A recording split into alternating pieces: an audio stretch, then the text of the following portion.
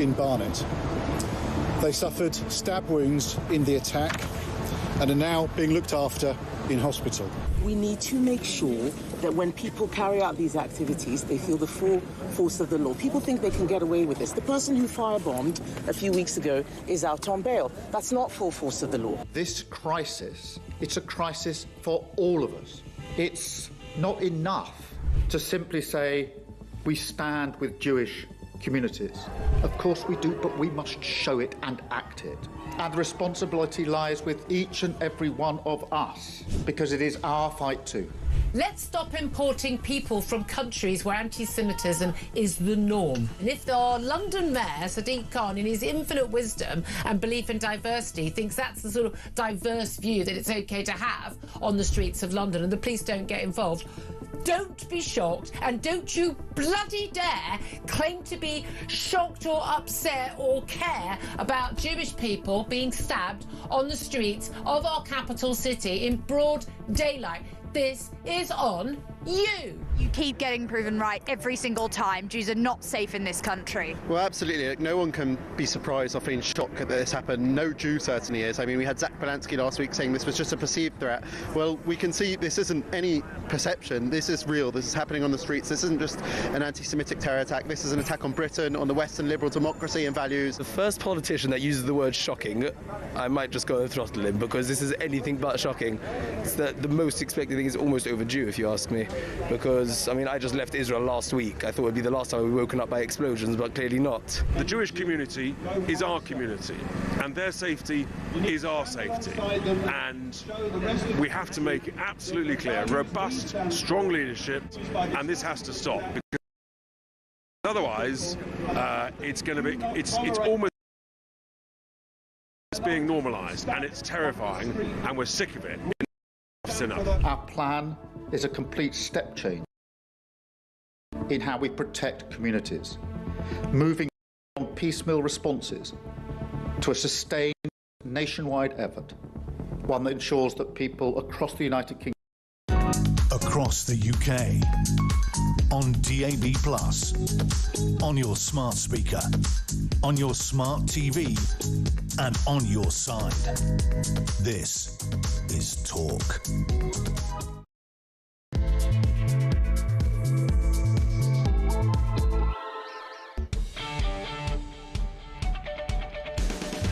Very good morning to you. Just gone 6 o'clock. It is, Wednesday the 10th of June. This is Jeremy Kyle on Talk Breakfast. It is, of course, the home of common sense. You heard it there, the home where you can come and have your say, your views on the day's news. We don't shimmy around here. We're not out to offend. We're out to give people the opportunity, be it alarm clock, Brits or whatever, to have their say on the day's news. And, of course, look, let's just start where...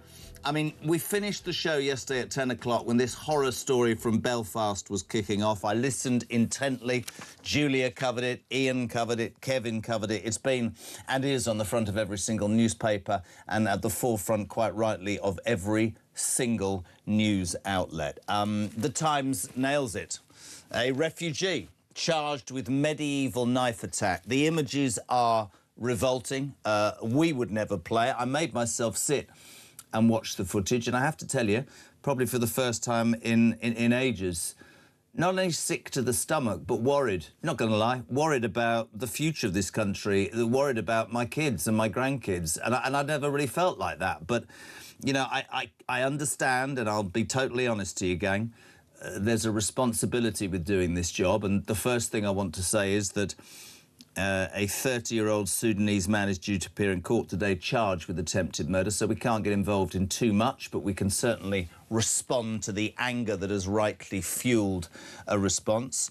And also, you'll not find me in any way condoning what happened in Belfast last night. Protests erupting, homes and cars torched, police chase, barricades put up, young men in balaclavas taking out on the community, or what they see as the leaders of that community, their anger at the horror of this attempted beheading. I don't condone it, but I'm not gonna sit on the fence. I totally and utterly understand the ever-increasing feeling of desperation, revulsion, anger, and uselessness that so many of us feel.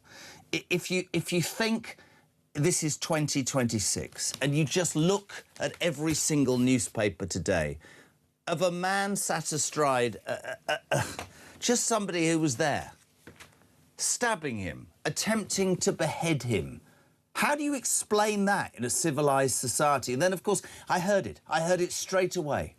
I knew exactly what was coming, because it turns out this was a Sudanese man who'd managed to find a loophole and get into Northern Ireland on a bus from Dublin, because there are no checks. And of course, you knew instantly it was going to amplify, and it was going to centre on illegal migration.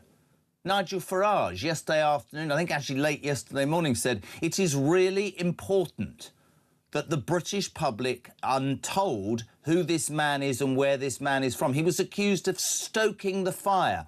No, he, I believe, wanted to avoid what happened in Southport, which was that we weren't told anything, and mad, bizarre theories started online and resulted in trouble.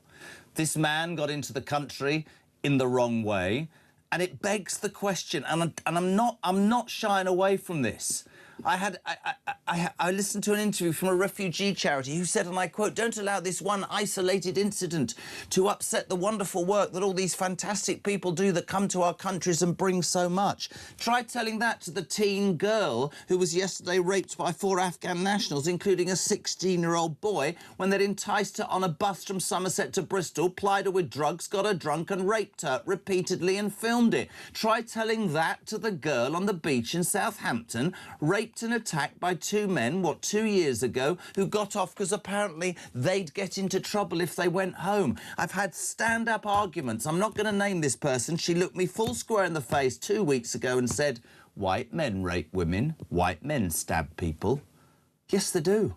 And all of it is abhorrent. And I wish we could do more. We could start by having police who actually do a better job. That's another subject. But if, and I repeat this, if you are going to allow people into your country who are unvetted, you don't know about them, you don't know about their past, and whether people like this or not, they come from places where there is a different mindset, a different ideology, different rules, you are asking for trouble. And I will never condone what I saw in Belfast last night, but until they drag me from this studio, I am not going to sit here and say I don't understand not understand the revulsion. I do. I get people's anger. Hard-working, law-abiding, normal, everyday people who are increasingly thinking, what the hell? Not only economically am I screwed, not only socially am I screwed, but now I have to look over my shoulder when I walk down the street. I'd love to hear what you think of this today. There's so much to this story. 0344 499 1000. Tommy taking your calls. First voice note of the day gets a prize. I've got a biscuit today. 0344 499 1000. Your text to 87222. We'll say a very good morning. The ideal person. Hinges in. Charlie Rowley, good morning. Good morning, Jeremy. Thank you. You were you were high up in politics, and you would deal with the response to stuff like this. I just spoke as a punter, as a father. I just think it's a tinderbox, and I get it, don't you? Well, you spoke as someone who not only gets up every day and obviously does this job at sort of 6 a.m, but you're here in the office way before that. You are someone that is just like everyone else in this country who is sick and tired of where we are now today. And, you know, there are so many events that have taken place, not least of all this one in Belfast, but if you go through a series of events that have happened over the last decade, whether it's the Lee Rigby attack that happened in 2013, whether you look at Manchester bombing at the arena there, if you look at London Bridge, Westminster Bridge, the Reading stabbings, the Valdo Calacane case, Axel Rudapakana, the 7-7 going back to 2005, and now Henry Novak. Not everything links all these together, because there'll be some of those perpetrators who are here legally. There'll be some people there here who are British, born in this country. But the one thing that you said ties all of these attacks together, and these acts of brutality, are people that do not share British values, do not share our shared identity and our culture that binds us together, that keeps this country on the straight and narrow. And it is, to a point, you're absolutely right, you know, Britain is now at boiling point. The people who carried out the attacks in Belfast last night, you know, kicking in people's front doors, kicking in their windows, setting fire to people's cars, that is abhorrent. That should obviously absolutely be... abhorrent. And don't anybody mistake our total anger today on people who don't... There's no way we condone that. I think it's absolutely... But I've started to fear. Let me just tell you this story, right? I'm outside this morning having a cigarette at 5 o'clock. This is genuinely true. I do it every single morning with a coffee, OK? That's the way it is, right? There's a man. There's a man, and he's obviously been out all night or drunk, and he's wobbling around, right? And I'm looking. I never do that, man. And I'm being serious. And and that's the way. That's the feel of the nation today, Jeremy. It really is. You know, there's no justification, as we said, for what happened last night. But the explanation is because we've seen far too many instances of this kind where governments, both Labour and the Conservative, have probably said, they're there, don't worry, this is a one-off, or we can't, you know, allow these examples to sort of cloud our judgment about... That's what the refugee people say. Don't let the far right use this as an excuse. Exactly. But that has shielded, I'm afraid, the situation where we have got to today, where there are people that are just far too many people that have come into this country or are in this country legally, but have not been integrated, that don't share our values, they don't stand for the British way of life that you and I do, that feel as though they can come in and do whatever the hell they like. And enough is enough. And it's got to this boiling point. Things don't happen just because of a few tweets of a few politicians or political activists. This is where the country has been simmering. And it has now just reached boiling point. Completely. And that's why there's no justification of what we've seen last night. But that's the explanation. People across this country are sick and tired. They're fed up of these acts of violence against local people, people in communities that just get up, work hard, play by the rules, do the right thing. Britain feels as though it's not safe, it feels it's under attack, and there now has to be a clear response from government to make sure that actually people feel that the government is really on their side and they're going to do everything they can to tackle it. Could not agree more. Wayne, straight to it. Good morning. Morning, Jazza. It's Wayne, mate, from Erdington in Birmingham. This truly is a bleak day for everybody in Great Britain. Well, a bleak period, should I say.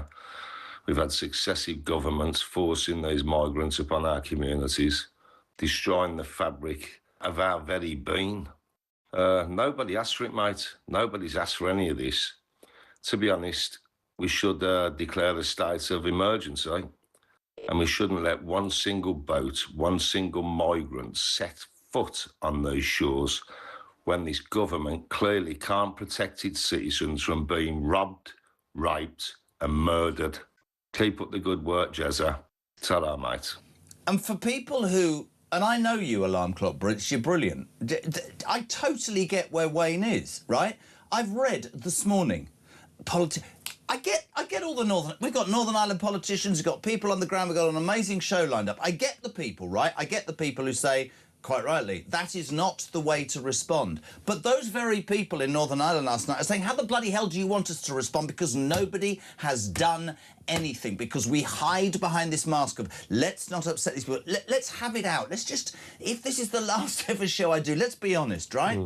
No, Darren Jones, 90% of the people coming illegally on boats are not women and children. They are young fighting men who drop their passports and paperwork in the sea 12 miles out. They come here because we're as soft as nearly said it, and they come here and they abuse. And as Charlie Rowley said, they live a different life. They have different values, if you can call them values. And they're not interested in Great Britain. They're not going to answer it. And I tell the story every night about the man, every morning, who picks me up at 10 o'clock when I used to do Drive, who came from Bangladesh with his brothers, who is more appalled. If I spoke to him this morning, if I spoke to Carmen this morning, he would be absolutely outraged because he embraced Britain, thanked Britain, learnt the language, paid tax, set up a business. He finds it abhorrent to the point of anger. You can see it whenever I meet him and talk to him. It is unbelievable. So much of you... so many of you responding already. 0344 499 1000. Amanda, good morning, JK. Shame on the welcome self-righteous fools. How many more horrors on our streets will it take for them to face up to reality? I speak for everybody. Enough is enough. Sean in Gloucester, yet again, bloody furious. We've had enough, JK. We're being murdered, raped, pushed to the back of the queue and told we have to keep quiet every single day. If we do say anything, we're racist, far-right thugs, and all they say is platitudes and deny any issue. If they come out with lessons will be learned, but they never are, and they continue to do the same crap. They will blame Nigel, they will blame us, they will blame Brexit. We need these loonies out of power. It is utterly, utterly ridiculous. Let's say good morning to Guy. Please, people, remain calm. Since 2000, every government is guilty of wrongdoing to the British public. Absolutely, Guy. And I will repeat what Charlie and I will say all morning. None of us condone those revolting scenes last night. Those, you know, footage showing cars and buildings set on fire, a Gilda Blast, burning vehicles, fire brigades being chased, black smoke, police cars being attacked. Nobody condones that. But it is fundamentally wrong not to say that unless this problem is dealt with, this is... What did we have last week when Nigel Farage said rage and everybody, oh, you're inspired? Do politicians, are they so stupid to not think the British people, the silent majority, have themselves had enough? And they're no longer... Great word there, platitudes, right? It doesn't wash anymore. Mark in Croydon, I still have family in Belfast and spoke to my uncle yesterday. He knows the area and goes there in an evening, but not anymore. His worry is a return to the Troubles, but it's been a long time coming. As Ireland is changing and people are tired of nothing being done about it, the Irish people are friendly to all, but again, we continue to let anybody come, and whatever part of the United Kingdom, people are getting to the end of their tether. Gary, I'm not condoning violence in the wake of the alleged attempted murder in Belfast, but internally and privately there's a national acceptance that anger and violence will escalate unless something is finally done. Nathan in Perth, God, the response this morning. This is Lee Rigby all over again, that's what you said. One thing that is different is he flew from Dublin into Dublin from Paris and was allowed to wander into Northern Ireland, which is British. This is the fault of politicians in the EU. Good morning to George in Leicester. Wow. I really fear for my old age. I'm the same as you, and I can't believe our governments of the past 20 years are leaving this to one side instead of dealing with it head-on. Dean, we need to stop all migration, both legal and illegal, right now. Mick, the people have had enough, and history shows Starmer cannot arrest his way into peace. The extraordinary response pouring in this morning. Such anger. And totally understandable. Peter, good morning. Good morning, Jez. Belfast. Just what did Starmer think was going to occur there after what happened? His half-hearted efforts coming on again after the latest atrocity regarding people that are not from this country. He does nothing. He must stand there in his office and think, who can I ask today what to do? Perhaps he has no advisors now, perhaps because nobody likes him. Nobody will give him advice. Prime Minister, PM. No, doesn't stand for Prime Minister in this case with him, does it?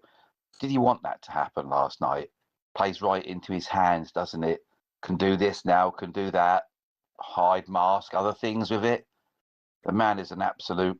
It's his fault this happened. It's his fault on the Tories. They both allowed this to happen.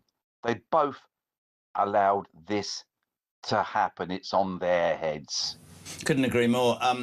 It is down to the Tories as well. It's not just down to Starmer. This importation of anybody and everybody to seemingly fill jobs that could have been filled by people who are too lazy in the United Kingdom, sorry, I'm right on it this morning, has allowed people to come in through the back. Tony Blair is responsible for this. Boris Johnson is responsible for this.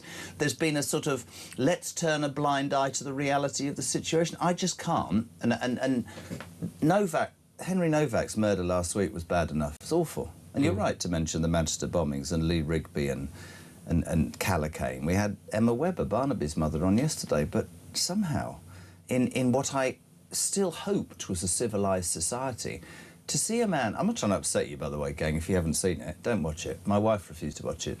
Literally trying to saw somebody's head off in broad daylight in the middle of the street. That's just... I literally didn't... I couldn't sleep last night for about an hour, and I usually felt... just unbelievable. I want to take you back, actually, to February 26. Zia Youssef, who's travelling at the moment, he'd come on, but he's travelling right now. This is what he said a reform government would do if elected at the next election about such situations. Have a watch, have a listen. We will freeze visas for countries including Pakistan, Somalia, Eritrea, Syria, Afghanistan and Sudan. There you go. I mean, I don't know. Well, you're going to have to help me out this morning because I'm going to end up saying the same thing all morning. Well, look, you know, we've got to say it as we see it, and there's, you know, an understandable reaction when a two-party system has seemingly failed on particular issues like immigration. So that was the Tories of the past, and certainly this Labour government don't seem to have a grip on it. That's why you see the emergence of other groups. Now, whether that's people who feel, like that refugee campaign activist that you had on the other day, he might be, I can't cast aspersions, don't know, but he might be one of many people that then feel actually the Green Party is the answer because we don't have enough immigration. So, hug a tree. So you see the extremes on both sides, but that's why people have turned to reform. That's why some people might feel actually, restore is being talked about. Now, that's on a personal preference, that's not for me. But, there'll be people who disagree with that, and that's absolutely fine. But there has to be a reason why new parties are emerging because of the failure of this government and the previous I think what did it for me last week about the Novak case, and we were lucky enough to get Nigel on straight away, when he was in the Commons being lambasted, I fervently believe as a voter that he spoke for the nation, from the heart, and knew exactly what was happening. He was then accused by all sorts of people, and they were on this show, you're stoking this, you're stoking that. Do these people not understand that no longer is it acceptable to not talk about these horrors and try and find a solution, because you ain't going to be able to sweep this under the carpet? And this is what I was trying to work out in my head how to say this morning. As much as people will say, well, if the far right or Restore or anybody starts talking about it, people are going to take to the streets. I want to say to those politicians, the fact that you haven't spoken about it and the fact that you've swept it under the carpet for so long and have not found a solution is going to force trouble anyway, you bunch of idiots. That's the point, isn't it? Absolutely. Absolutely 100%. It is, people can, in politics, and if you have a particular cause and if you, purport that cause for long enough, you can become slightly single-minded and slightly deluded. And for the left, and it is the left, and the Labour Party are part of this problem, and that's why they've got to get the response right to this, because you can just imagine a whole team of advisors from the Labour Party and everyone marching into the room to say, right, how do we respond to this? Well, we must focus on maybe the violence of last night and say that we don't want any communities to get... Well, nobody does. Nobody does, but they will want to put out the message of we're still, a united country, we're still a multicultural society. We're not a united country, we're a multicultural society that's suffering huge problems as a result of mass immigration, legally and illegally. And do you know what? Do you know what it is? And I'm sure you have the same. People say, well, it's a bit far right, isn't it? No, it's common sense. Explain to me what is far right about saying that a man being attempted to be beheaded by some that's allowed into this country, who has no morality and no values, probably can't speak this language and is behaving in such an abhorrent way. Why does that make me outrageous to call that out? Yeah, absolutely. But this is the point that you are absolutely making. Look, for too long, we have been told by campaigners, by, people that, again, jump on any old bandwagon going, to tell us, anybody that dare question immigration, whether it's legal or illegal, because you want to protect maybe your community, you want to protect jobs for people in that local area, or whether it's talking about some of these cases that we're talking about that's now been going on for over a decade. You dare mention about ethnicity, dare mention about cultural differences, dare mention anything about immigration, you're branded far right. That has shut the conversation down. That has freaked out our political classes to make sure that they're not doing what they should be doing, which is getting on top of this, providing the right response. Politicians have always got to be careful with their language, but they've got to not... I think they should be careful not to label everybody who finds this abhorrent as far right. I think that's an absolutely counterproductive way to behave. There will always be, and I won't condone them, horrible thugs who take to... I'm not in any way supporting. I'm saying the fervent feeling amongst millions of Brits is this country's on a precipice and our governments successively have done nothing. My God, what a response this morning. Dean's never been so inundated. 0344 499 1000. Hinge and Bracket here. We're talking everything to do with Belfast. It's extraordinary, the response. Rob, good morning. Morning, Jez. On my way to work, that's normal.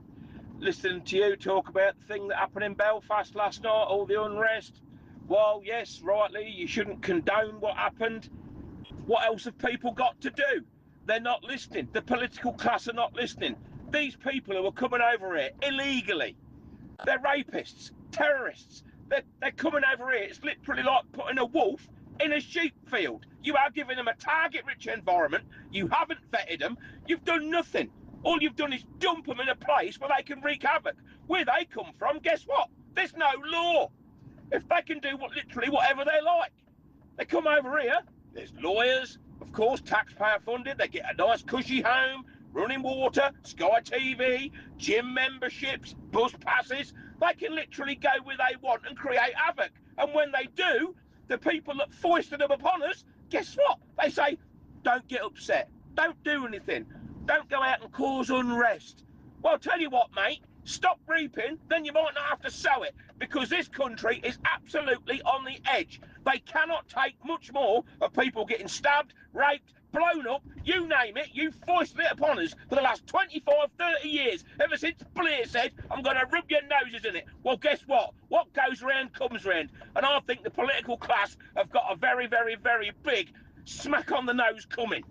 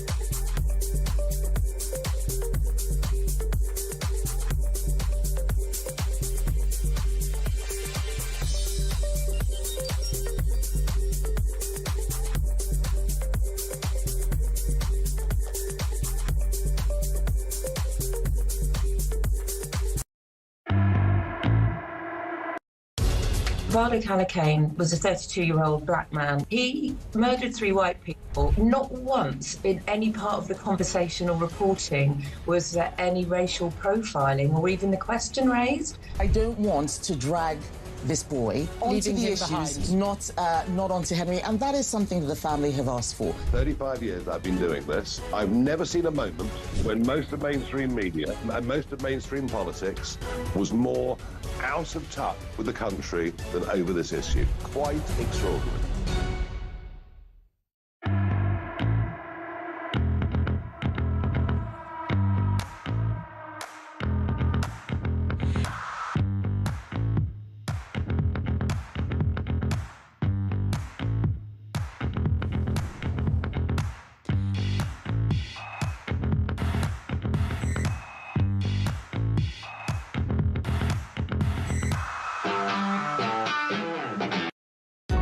Across the UK, on DAB+, on your smart speaker, on your smart TV, and on your side.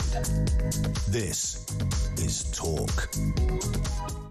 Welcome back, 6:27. Jez and Charlie on Talk Breakfast, the home of common sense, the place that the alarm clock Brits come to have their say. Somebody's texted, Don, you're getting very angry. Yeah, I'm getting angry, and I'm probably going to get angrier. Nicola from Norfolk. Morning, Jez. You said every front page of the newspapers had the Belfast incident its top story. Last night I was watching the paper review on a certain station. One paper stood out because it didn't have that story. It decided to attack Trump. Which paper? Labour supporting Mirror. It's extraordinary, isn't it? Yep. Absolutely bloody extraordinary. Rog in Wales, well done to the public who intervened and helped save that guy. Really good point, Rog. You see that guy with the hurling stick? Amazing. When the government don't protect you, you expect the police to protect you. When the police don't protect you, you expect the courts to protect you. When the courts don't protect you, you know you have to protect yourself. And there again, much like that angry text message, I'm not condoning anything, but I totally get it. I get the anger that fuels it. Gary and Bolden. How else do we change, Jez? Because we've tried the damn ballot box and that didn't work. Bill, good morning. The terrible stabbing in Belfast, gang. Starmer and Hermer have been warned. Close the borders. It's starting the normal British... What? It's starting. I don't like it, I don't condone it, but normal British people are taking the law into their own hands. Your first duty is to keep your people safe, Starmer. You are failing. Our values are being thrown back in our face. Filling Coventry. We've never wanted these migrants. We've constantly voted against it. It's blatantly obvious that successive governments wanted it, not us. Time for change. We've had enough. Christina, wow. Nigel has been saying for a long time we should call a state of emergency. Perhaps people's eyes are wide open. Paul, morning both. Your caller Wayne is right. The country is ruined unless we can somehow get the left-wing ideology out of what's going on. To highlight the problem we have, How do you say that, Antifa? I always get it wrong. The Antifa? Thank you very much, dude.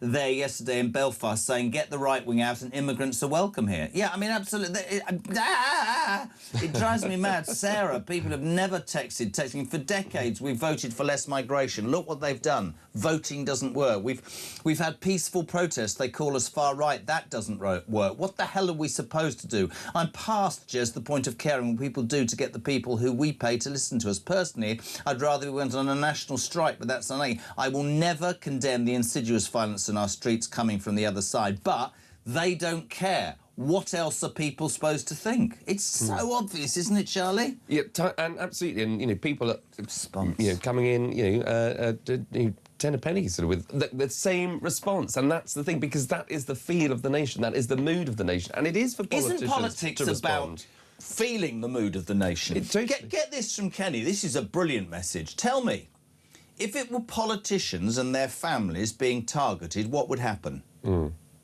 I'll tell you what would happen, he says. The borders would be shut down within 5 minutes. It's like those people who say, build houses, but not in my constituency. I just... You know, this is where, in my mind, and I'm not a political advisor, but I could do a better damn job than our Prime Minister, I would be, yesterday evening, addressing the nation, talking to them like I talked at the beginning of this show and saying, enough is enough. I'm bringing in emergency powers. We know in Parliament, which I think is really interesting, you know this, they brought a rule through about British Steel in 24 hours. They've got the biggest post-war majority. They could bring in emergency powers, they could stop immigration, they could close our borders, they could do anything. But they won't. And what worries me, it worried me about the Tories who seem to think, you know, the Boris wave, let's just let millions in to do jobs. No, why don't you make the British people who are feigning anxiety and depression work? This lot, I think, are importing their voter base. And that's even worse. Well, you've also got a hierarchy of government where not least of all the Prime Minister, but obviously the Attorney General, Lord Hermer, don't get me on that numpty. How is he in the Cabinet? Well... I think they're mates, but, you know, they are both lawyers, international human rights lawyers, where the mentality, and this will, you know, I'm sure probably get people going if they're not already... Don't tell me this... Don't tell me it's an ongoing legal case, so I can't think, but you're going to tell me that Hermer would defend this man, aren't you? Well, not maybe that far, but, you know, you never know. He's got form. But this is a group of people who will always, I think about the international connotations. Time to think about your own people, Hermer. Exactly. And they don't understand, I'm afraid. They are very wealthy. I'm sure they've been very intelligent in previous jobs, and they've got to where they are, and that's all very good for them. They've got a lot of money. They can live in North London in some lovely nice townhouses and all the rest of it. They do not understand what is happening to communities on the ground up and down this country. That's why they do not feel the anger that we all feel. They don't get it because they think that we're wrong. They think that we are just little Britain, that we're the little Englanders, that we're slightly far right. You know, the Prime Minister attempted at one stage to come out and try and seize the mood of the nation by calling us an island of strangers. Well, he was absolutely right. The only thing he did wrong, actually, at that speech was to do a U-turn on it and say, oh, sorry, I didn't realise what that language kind of meant. Actually, I don't think that at all. I think we should just be all, you know, peace and harmony, hold hands, kumbaya, let's go around the fire. Doesn't work, man, anymore. Doesn't work. It really doesn't. Jay, good morning. Morning, Jez. A great show, as always. This has been going on for far too long. Starmer, everything the guy says adds fuel to the fire. Whether it's with the President of the United States and what he's up to. I mean, you've only got to look at the Iranians have hit Cyprus. We've had Iranian spies arrested over here. We've had Iranian assassins trying to knock out an Iranian journalist over here.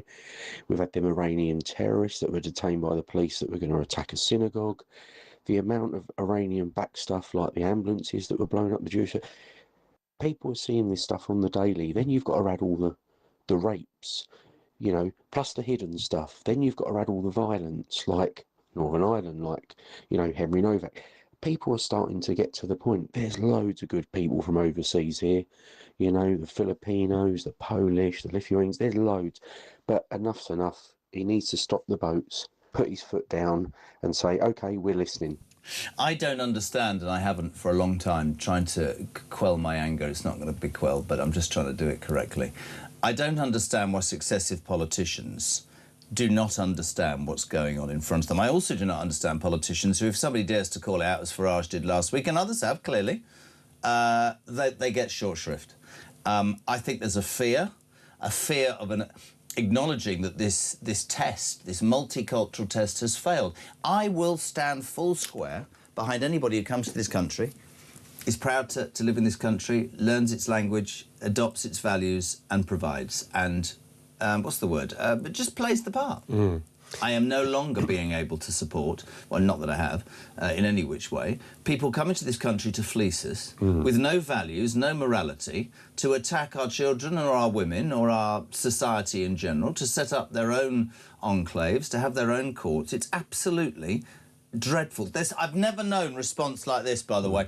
Margaret in Birmingham, good Lord, this has to be a wake-up call. Starmer should call a Cobra meeting today. Where is Shabana? Not a word. You can stop the boats, but the will to do it is not there. Morning, Jez. Be careful what you wish for. Emergency powers. The left will wait for the public to hold their hands out, begging for order. Emergency powers implemented. Election cancelled. The left remaining in power. Oh, God, Kim Jong-yong's about to land, according to that person. Tony Kirk.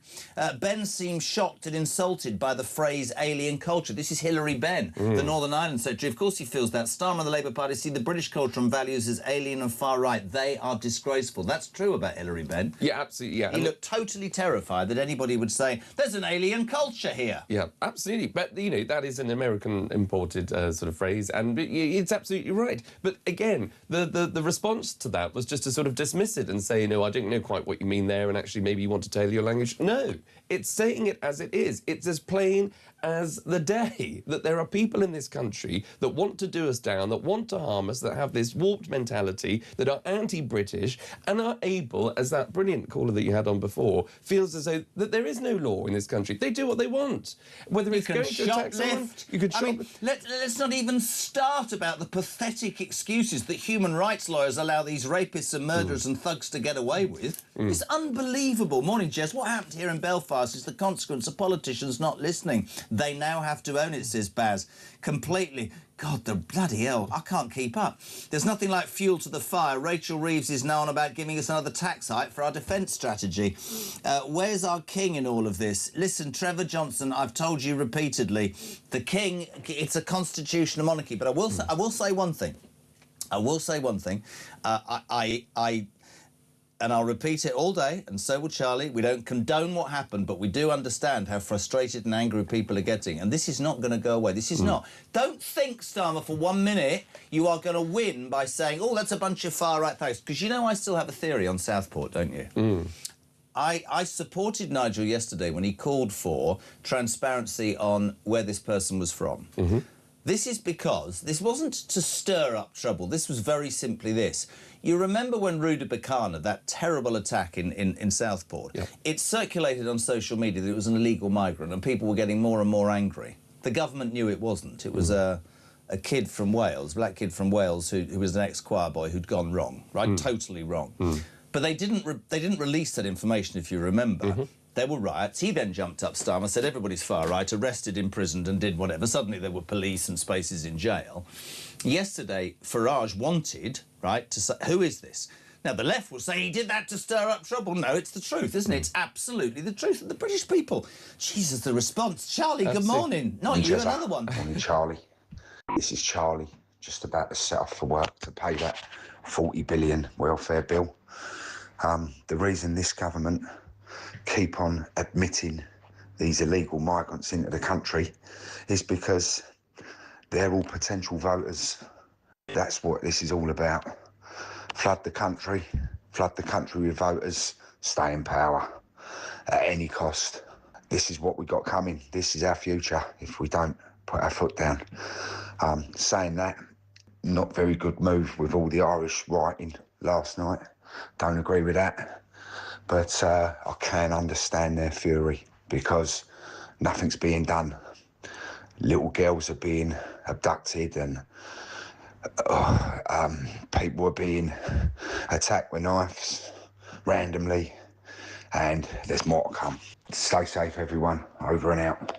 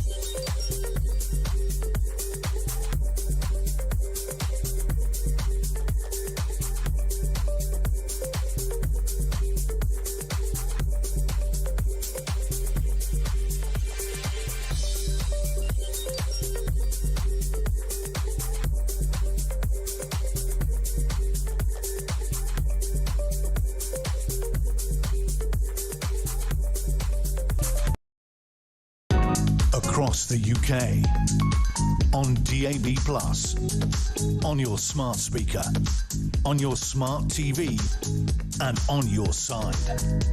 This is Talk. Welcome back. 20 minutes to 7 o'clock. We're live across the UK. You're very welcome to Talk Breakfast. It is the home of common sense. There's only one story in town. The horrendous beheading yesterday. A 30-year-old Sudanese man is due to be in court today. So it is a legal situation. We have to be very careful. But the response to the anger that you feel today is palpable. We share it. Protests, of course, erupting in Belfast overnight. Homes and cars being torched. Buses, fire brigade crews being chased around the city. I don't and will not condone anything like that. But I am not going to sit here and not pretend that I don't understand the palpable anger people are feeling. It doesn't work to take it out on your community. You play into the hands of the authorities. I would never condone that. But if politicians continue to stick their heads where the sun don't shine and not accept that we have a major, major issue, and this... When I say... You say precipice, they go, what are you saying? It is on a precipice. A teen girl, we've discovered yesterday, was raped by 4 Afghan nationals, including a 6-year-old boy, after being enticed on Snapchat from her home in sleepy Somerset on a taxi to Bristol, where she was plied with drugs and drink and raped repeatedly. I would respectfully suggest that those 4 Afghan nationals don't have any understanding about how you're supposed to treat a woman. And looking at that revolting footage yesterday, and please don't if you don't want... I suspect this man has no morality, no understanding and no values. He was trying to take the man's head off. Absolutely. I honestly... It feels like, you're right, you know, there is a state of lawless Britain at the minute. And if you say that, you would be, what are you saying, Charlie Rowley? But it's true. Because it all adds up. It's the small things, even though I don't find it particularly small, but you talked about it earlier. Having your phone nicked, the shoplifting that goes on, and then the more extreme end, obviously, what we've seen over the last 48 hours, and that story about, again, young men from Afghanistan, they don't have to be young, actually, in some other cases, coming in and committing the most awful crimes of rape against young people in this country. And when you've got a government that is able to your point earlier on as well about the laws and lawmaking in this country, you've got a government that is able to, at super quick time, rush through people through the court process for some hurty words on Twitter or X and social media posts, get a grip of the actual situation. Get these men deported or lock them up or don't let them in the first place. Where is the outrage and the motivation to then do something about what actually needs to be done, which is stopping these characters, stopping these crimes, stopping these criminals committing what they're doing, and get them out? I listen to certainly Reform have said it, Restore, we have to give credit to other parties, detain and deport. My wife said to me yesterday at dinner, this is true, Vic said to me, but if say, that happened, there would be complete outrage on the left. Yes, there would, and you'd see very much like America. But I'm going to throw something at you that I found out about America yesterday, which I thought was quite relevant. The 3 months, March, April and May last year, or the year before, but basically 4 million people came in on the southern border. Do you know how many in the corresponding 3 months, 12 months later? 400. Now, love him or hate him, that's what he said. Something... Is it... Have I done Charlie already? Have I done Charlie? We've done that. Something tells me that we're getting to that point. Sean's in Bradwell. Jez, history tells us when politicians and those in power don't listen to the people, very bad things happen. Unfortunately, and I hate it, I think we're at that point. Simon, I don't believe anyone can change the trajectory we're on, Charlie. He says the people are here. The birth rate for many communities far exceeds the rate for indigenous people. Many people have not and never will integrate. They have no interest in our country's values, culture or history. I don't want to be a miserable git, he said, but he's in Durham. I wake up in the mornings and think it's over. I mean, how bad's that? Well, terrible, and that's why you need a good enough political response, and which has clearly been lacking over the last, Are they frightened to face up to it, politicians? I think they're... Well, I mean, I can't really speak for this government, but previous ones, you know, and certainly the Tory government, I don't think there's a lack of fear, but it's a lack of conviction. Yeah. And you want a conviction politician, someone that does get it, that's someone that isn't going to be, you know, swayed by a lawyer that comes in to say, well, Prime Minister, if you do have the Rwanda scheme, for example, you might be faced with a hell of a lot of backlash, and you might have to take these... But who cares? Get them on a plane. Absolutely. Get but them that's not Rwanda. leadership. I'm going to give you a stupid example, and it's too close to home to give out names, but a mate of mine gets offered 20 years ago the biggest boss of the biggest radio station at the time. And they've had 7 bosses in 7 years. And he says to me, do I do it or not? And I go, absolutely. And he went, but if I implement what I want to implement, I'll be 8 in 8 years. And I went, but you don't know unless you try. Have the conviction of doing it. And he went in and he did what he said he was going to do, and he lasted 8 years. I just don't think we have politicians. I think they're too scared about reaction, but the irony of that is by doing bugger all, the reaction's even worse, isn't it? Phil, good morning. This is Phil. Morning, Jeremy, and good morning, Charlie. My wife is from Northern Ireland, and yesterday, when she heard the news and found out, I saw on the face the expression of cold rage, and the words that come out of her mouth actually were a little bit chilling. Very simple, very blunt, very calm. And they were, oh no, they don't know what's coming. Thank you, government. Thank you, Conservatives. Thank you for betraying us. We see you. Morning, JK. When Starmer calls anyone that criticises immigration far right, he boxes himself in as if he were to take the necessary actions to prevent this. He will be ousted by his left-wing backbenchers. It's true. Yeah, and you know you're absolutely right. You know, but what could happen after our post-Starmer? We'll never. We have to wait to find out. But the last call is absolutely right. But what's happening specifically in Northern Ireland? Which is. And I'm not linking the two, but you never know. The fact that we talked just a second ago about the cancelling of the Rwanda plan, you need someone with conviction. I think that was a mistake. That should have gone ahead. If a lawyer comes in and says... The biggest mistake the Tories made is that they didn't implement that soon enough. Absolutely. And if a lawyer says, oh, no, you can't do it, well, you get a better lawyer. Sod the lawyer. Sack him then. Do it, exactly. Because what then happened, and again, I'm not linking the two to maybe what's happened over the last 48 hours, but, the cancellation of that plan... Under this government, you did see an influx of people that made it to Ireland, who then went into Northern Ireland. So there has been a tension in Northern Ireland for some time, underreported. Why? That might be. Who's to say? Talking of which, peeps, I don't know whether there's 4 million of you out there or 4, but I'm going to share this with Alarm Clock Brits. Great point from Dino just then. 45 minutes into this breakfast show, and my dear listeners are only annoyed and completely motivated about one subject. Dean cast his eye over. After 40 minutes on the BBC, not one mention they're doing US inflation, Charlie. That's the state broadcaster. Sky had mentioned it for 3 minutes, but now we're talking about the Somalian referee banned of going to the World Cup because he's Somalian. What are we doing? What is going on? And to your point about the Mirror, and the media's got to hold media organisations to account just as it holds government to account. And when you've got, as you say, on every other front page, I mean, look, it's even on the front page of the Guardian, for goodness sake. So they get it. This is the #1 story in town. This is the only story. This is about the country, how it feels for too long. It's been taken for a ride, and how we respond to these kinds of crises. Every broadcaster should be carrying this story, and they should be waiting. To your point as well, they should be asking themselves, where's the Prime Minister today? Where's the Home Secretary? How are they going to respond? There should be a whole conversation about that, because this is what the country needs. It needs leadership. It needs a response. It needs an accurate one to make sure that actually as a country we feel safe. Because nobody feels safe at the minute. No. I think. And I'm totally with you. 0344 499 1000. Thank you so much for your response. David, Thomas. Belfast is a reaction to the policies of uncontrolled mass immigration. Those subjected to its effects have repeatedly asked, but unaffected politicians won't listen. So what recourse do people have in the wake of barbaric outcomes? You reap what you sow. I have to say it all day.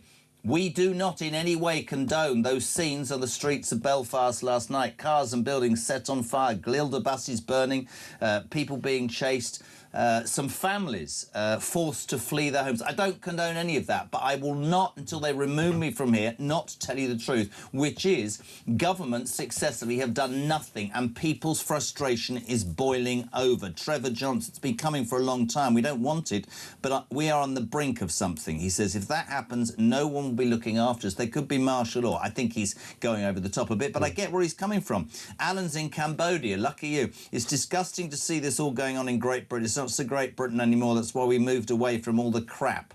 We enjoy the show. Thanks very much indeed. Sorry, I don't mean to be rude. I've never been to Cambodia. I'm sure it's beautiful, but can you imagine 20 years ago phoning or sending a message to a British radio station going, frankly, being in Cambodia is better than being in England? Exactly. Well, yeah. how far have we fallen, or am I missing the bloody point? Well, exactly. And, look, people want their governments to protect their people. That is the number one responsibility of a government. Protect your citizens. Yeah. And, you talk about, what's happening in America. Yeah, love him or loathe him. The guy seems to have got control of that southern border. I personally don't think it's the right decision to block the Somali referee because it's the World Cup. But the guy's got a grip on his borders. If he says he doesn't want people coming into that country... Oh, God, he's the president. Who knew? They're not coming in. Who knew? Craig, good morning. Good morning, Jez. This is Craig from Ilkley in Yorkshire. So there has to be accountability. So somebody in the Home Office granted this maniac indefinite leave to remain within a very short period of time of him allegedly arriving in Northern Ireland. Now, indefinite leave to remain is a privilege. It means that you can live in this country forever.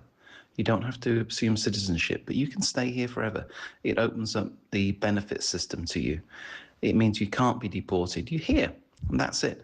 So somebody, I don't know, how long did they take to do the assessment on this maniac? Was it 30 seconds, 5 minutes, or 2 days, or what? Who knows? But somebody will have their name against this maniac in the records. And I believe that the person in the Home Office who granted this person indefinite leave to remain needs to be held accountable. He needs to be, or he or she needs to be fired, need to lose their civil service pension. Actually, they need to be in court alongside this person. When he's charged, the Home Office official needs to be sat next to them and charged accordingly as well as a co-conspirator and for enabling this crime.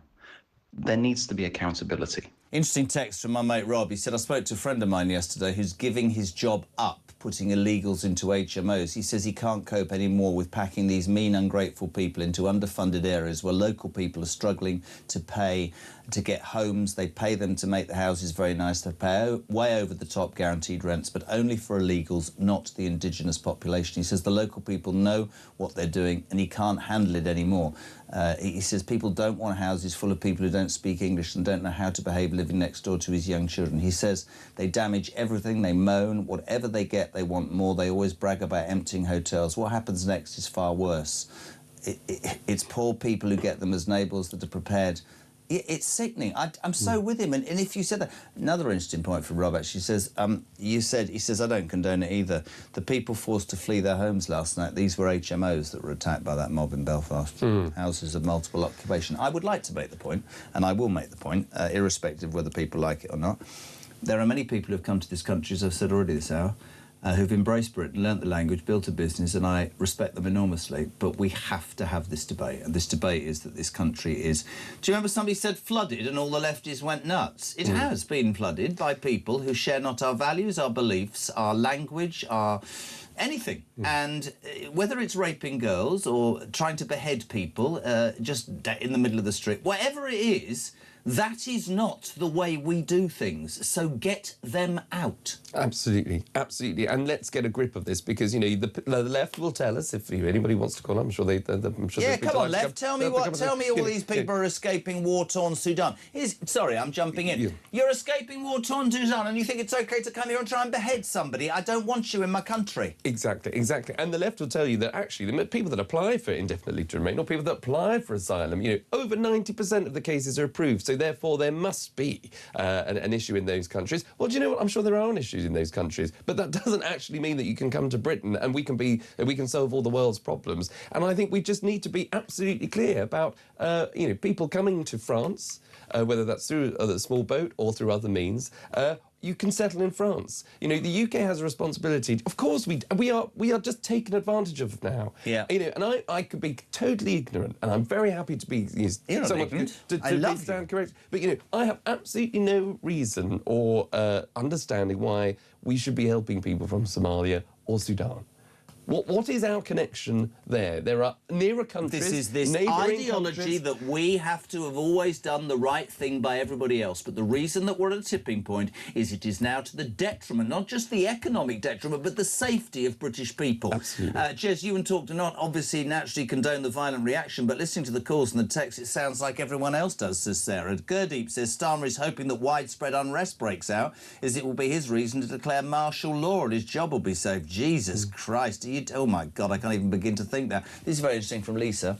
A bit of a light in a dark tunnel. Love the show, especially with Charlie on it. Is he single? Yeah. Lisa. I can confirm, Lisa, I am single. There's a marriage coming. On a serious note, this Crime Minister is a stain. We are being ignored time and time again. What is the bigger plan here? Great show. Let's say good morning to Mike quickly. I'm talking from Belfast, and I was watching my city burn last night, and I know that people in England say don't condone it. The message is simple. One attack on our people is one attack too many, okay? And the scenes that you've seen were a very, very clear message. They may not have been right, but it's been going on in this country for years, and we split and done something differently. We came together away from the sectarian division that we have already, and we sent a very clear message to England, Scotland and Wales. One attack on our people is one attack too many, and we will do whatever is necessary, or whatever it means necessary to make that change happen. It's as simple as that, guys. The violence may not be right, but we will do what is necessary. I repeat what I say. I understand the depth of anger. I get where it comes from. I cannot, will not, and never will condone the violent scenes, because unfortunately what happens is the innocents, the communities, but you suffer. So I can't. But Mike makes a very point that we've been making all morning. You have to understand the gravity of this situation. You have to understand that this nation is feeling like it is no longer important. It's being taken over. And I don't care if people are offended by that. I think it is absolutely relevant to make that point. You've got to go. It's just gone so quickly. I know. But it's just to finish it. I mean, you got a minute. I mean, it's extraordinarily appalling situation. Absolutely. And you're right. You know, there is no justification for those scenes. But the explanation is just as that last caller who's actually, in Northern Ireland was saying. This isn't just on the back of people popping up now sort of from nowhere. This has been going on for a long time. The British people and the British public have been silent enough on this issue. They've been, they've tried through the ballot box, they've tried through, protesting in other ways. It is now at a point where, the simmering has got to a boiling point and politicians have to respond appropriately to get this under control. But I'm desperately sorry that I don't think that'll happen today. Mate, you're amazing. We love having you on. The excellent Charlie Rowley back next week, of course, on Talk Breakfast. Next, out of the news, we have Richard Tice, Deputy Leader of Reform. We have Peter Bleksley. We'll go live to Northern Ireland with our reporter. All that and more after the news at 7, which is next on Talk Breakfast.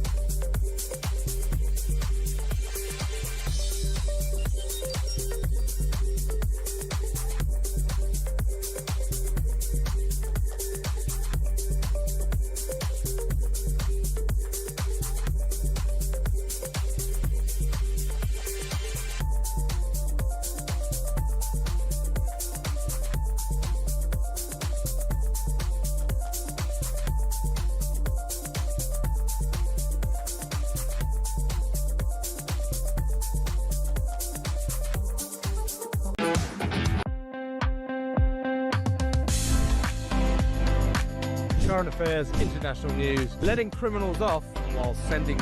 Oi! You shut up! I thought I'm trying to record something. Stand by for 3 powerhouse hours of breaking news, challenging views. I don't give a flying damn about international law. I think people will viscerally reject this.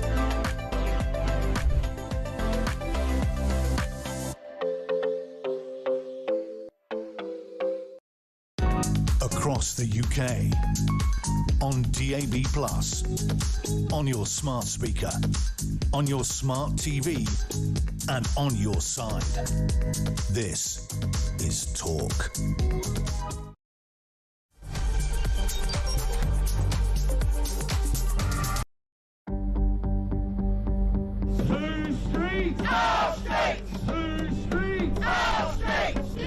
I've got some breaking news here. The Crowborough Army Training Camp could hold male asylum seekers all the way until 2030 after the Home Office claimed it would only be for 12 months. Not much ambition involved in that, is there, in terms of solving the migrant crisis?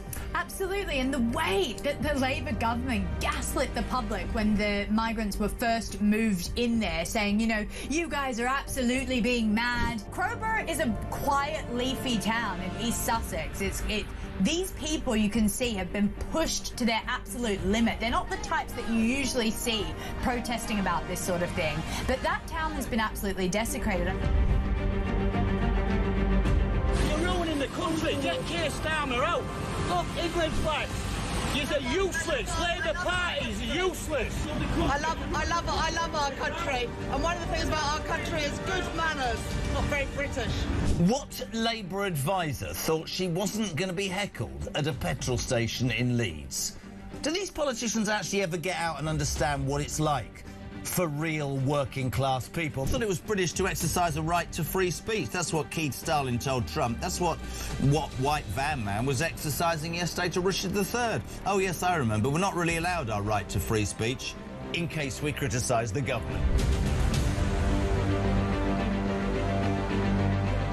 You can't blame people so many decades away from you for the chaos that has been caused by Labour. This is cheap politics, isn't it, Syrian? Well, it's stupid politics. I mean, who raised national insurance on part-time workers? Labour. Who's been the stupid people that have wandered down the road and increased taxes on businesses and on individuals? Labour. A lot of people get very frustrated, especially when the government says, oh, free school meals, you know, for every kid, not just the kids who really need them, free bus passes, free this, free that. None of it's free. It's subsidised and paid for by the taxpayer. And we're in this constant situation where the government's answer to everything is tax us a bit more, take more of our money, and then... Across the UK, on DAB+, on your smart speaker, on your smart TV, and on your side. This is Talk.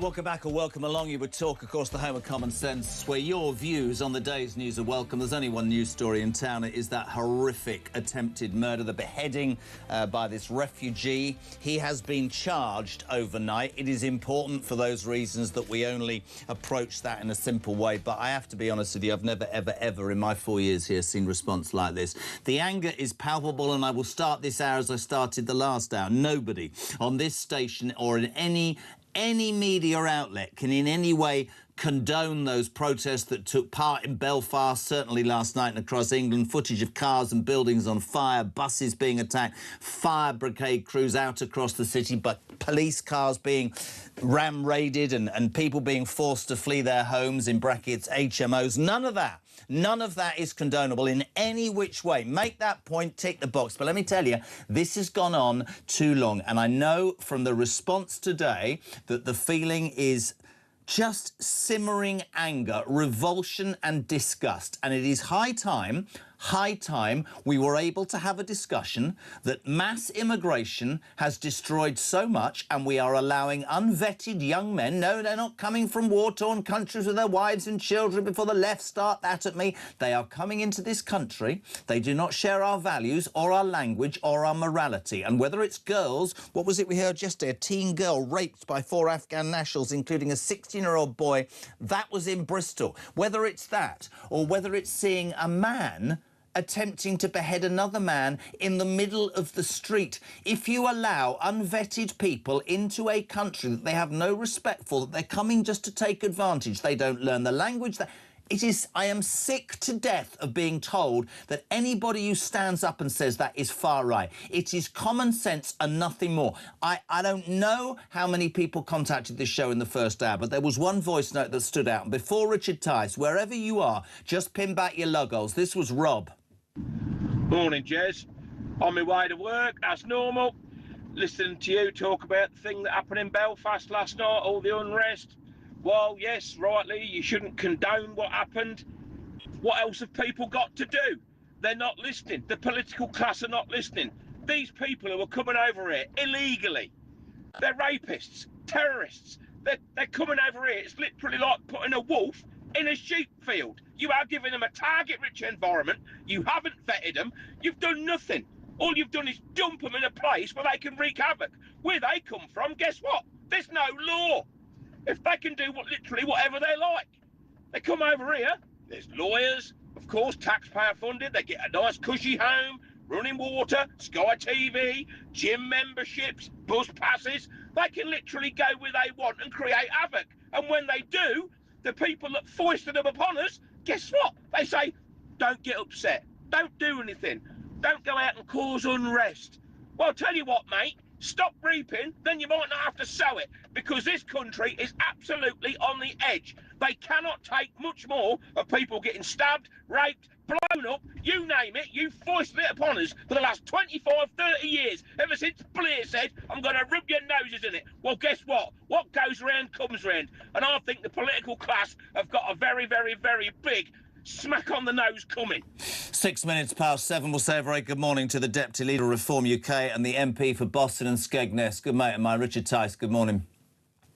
Morning, Jeremy. Well, that voice note, I think, typifies the despair that's become fury and anger up and down the country. Tens of millions of British citizens cannot believe what is happening to our country. And we all condemn any violence, of course.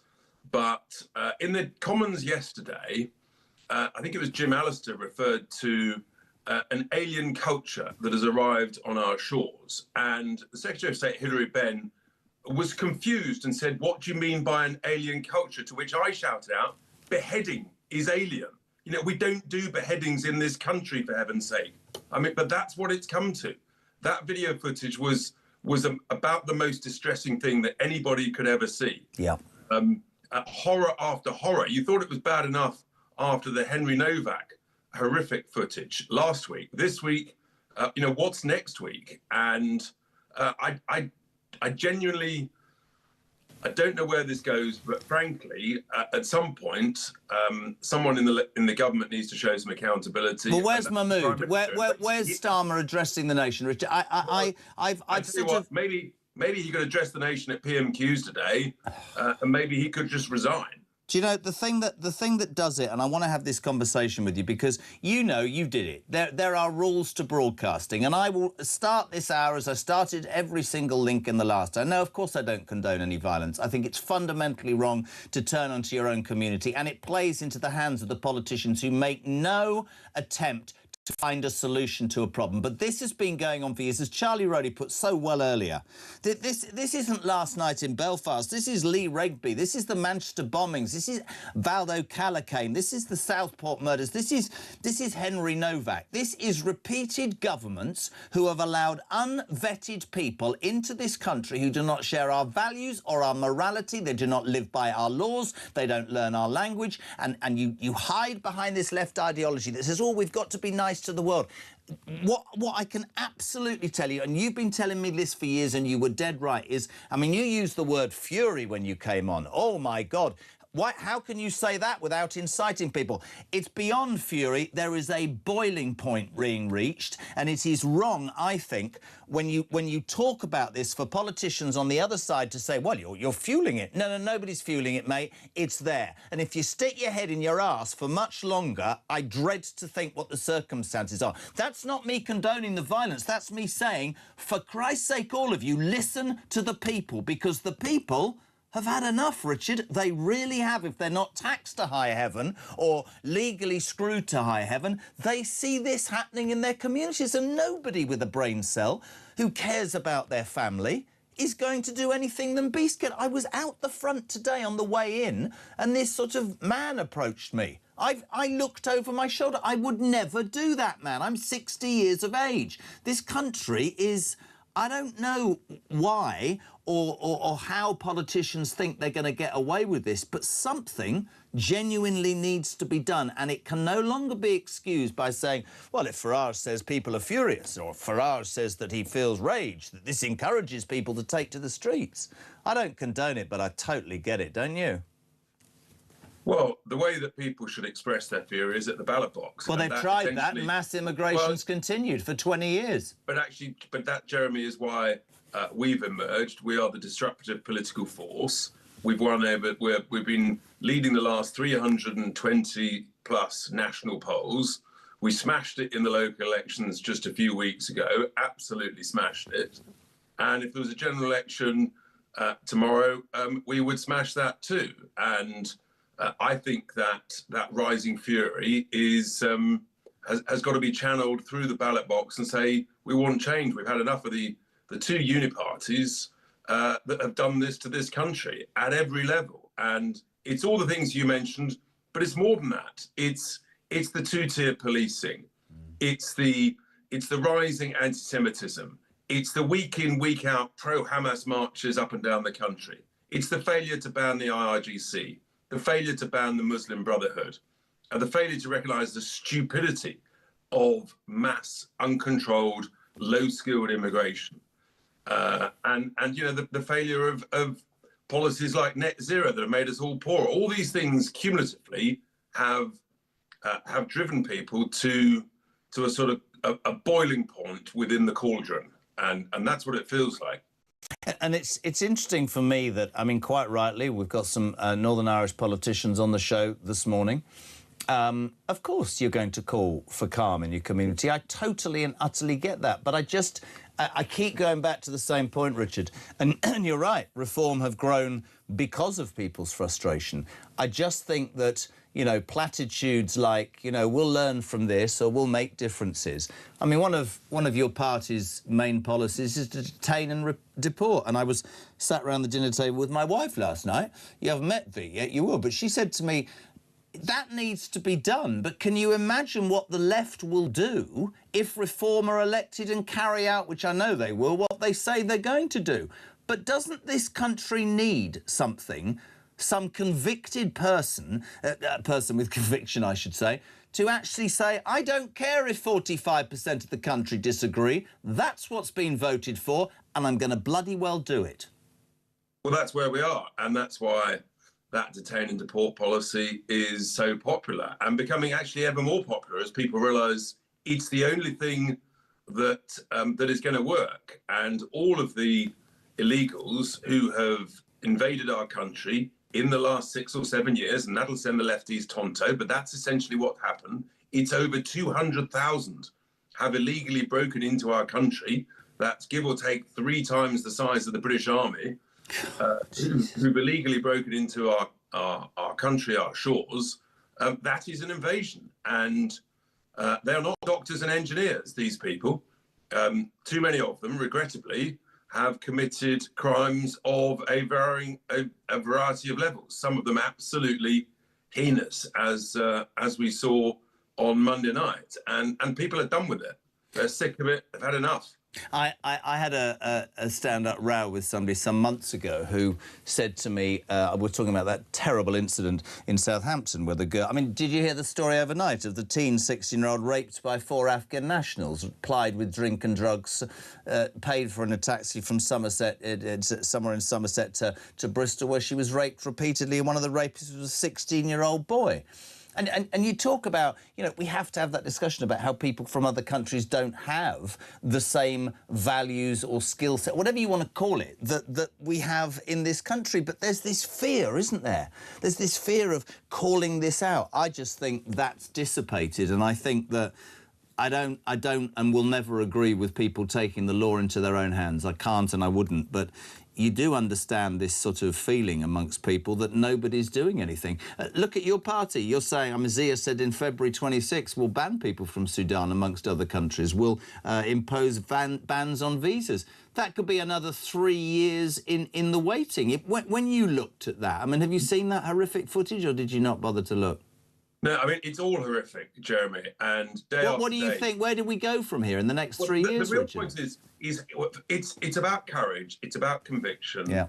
and it's about being willing to say these people do come from a different culture, yeah, and it is alien, and to them, some of this behaviour it's what they do in their countries. Well, it's not what we do here, and frankly, the mainstream politicians from the 2 main parties, they have imposed this experiment on us over the last 25 years, and it's been an unmitigated catastrophe. It has essentially destroyed so much of what we know. Whole streets riddled with HMOs full of illegals who don't understand the community they're in. They don't speak the language in the community. They have no care for anything. Rubbish everywhere. They get everything handed to them on a plate, including free cleaning of their houses, and on it goes. And it is a combination of despair, rage, and fury. That's all I can say. Listen, no, and you and I are sort of lost for words because it's so completely alien, excuse the pun, to exactly what we imagine is right. Just listen to this, Richard, right? John. I never text, but I just wanted to say this. Of course people are angry. This is not our country anymore. My wife and I are in our 70s. You might think this is weird for me to say this, he said. But for the last 6 months, we've stopped going into Birmingham on the bus because we feel threatened. Worked for 50 years. Worked for 50 years, paid his mortgage, done everything right. I'd love your response to something that was picked upon by Dean earlier, mate. At 6:43, 40 minutes after we started, and there's only one story in town, our state broadcaster, right, was concentrating on how a Somalian referee had been banned by the awful Trump from America. And that's all they were talking about. And Sky were talking about the economic figures. Still, the mass media don't get it, do they, at all? They don't get it. And, I mean, the economic figures are a catastrophe at every level and have to be talked about, but not on a morning like this. Well, they just don't they don't understand the gravity of what is happening. And look, the reality is hardly anybody listens or watches Sky anymore. That's the simple fact. But they just don't want to talk about what the country wants to talk about, and that's why alternative channels like Talk have risen so successfully. Here's an interesting one. There's truth and a bit of debate. Here's an interesting one for you. We can't obviously... I mean, we're in Purda. There's a by-election. We'll have to play the list of candidates. But I've had about 30 messages on this. I'd love your response, Richard. Burnham's silence. How bloody unusual. Surely Labour's Messiah with the dodgy eyebrows and the guy who's going to turn up and change this government and country has got something to say about this. But he, too, has said nothing. Like Shabana Mahmood and, well, the Prime Minister, it was just one of those vacuous little comments. That's quite interesting about Andy Burnham, isn't it? I wonder what he'd do about all of this when he waltzes into 10 Downing Street if he wins that by-election. Well, he's known as the king of the U-turn, Captain Flip-Flop, and he's just terrified. He's afraid of anything that is controversial, that is difficult, that requires hard talk, hard decisions. He's just not up to the job, frankly. He's a sort of soft, gooey, sort of waffle cake. Well, let's not forget that he was turned down twice by the Labour MPs and the electorate. He lost their leadership battle twice, but apparently now he's the Messiah. Kay says, can you ask Richard if this is what he thinks is the truth? She says, the problem in my mind with these illegals, with their right to remain, is they get the vote. Is that, Richard Tice, she says, why they've been allowed to flood this country by the Labour Party and before that the Tory Party? Well, it's some time before they get the right to vote, but I just think it's it was a deliberate policy to rub our nose in it with uncontrolled mass immigration, and we were told it would make us better off and culturally enriched. Well, it's actually made us worse off, and we are culturally a very, very great deal poorer. There's been no upside to it. The history books will write that over the first quarter of this 21st century, the two great catastrophic policy mistakes was mass uncontrolled immigration and net stupid zero. They are both impoverishing the nation at a terrifying rate. I'm going to finish this morning as only I would. I'm going to, amongst all the misery, put a smile on your face, OK? Is that all right? I've got a joke for you because I'm so depressed at the moment. I'm going to send you off. Watch the Deputy Leader of Reform smile. Do you know that 20 years ago, Richard Tice, we had Johnny Cash, Bob Hope and Steve Jobs. Now we've got no bloody cash, no bloody hope and no bloody jobs. Please don't let Kevin Bacon die next.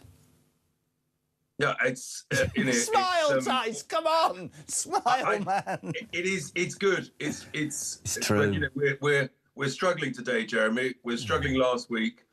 And it's just hard to know how to process it all, frankly. Well, listen, I appreciate that you, as so many others, are fighting for what you believe in, and we appreciate always the time that you give us here on Talk. Richard Tice, Deputy Leader of Reform UK, thank you for your time. 7:20. Is that Chris? Have we done Chris? That's a new one.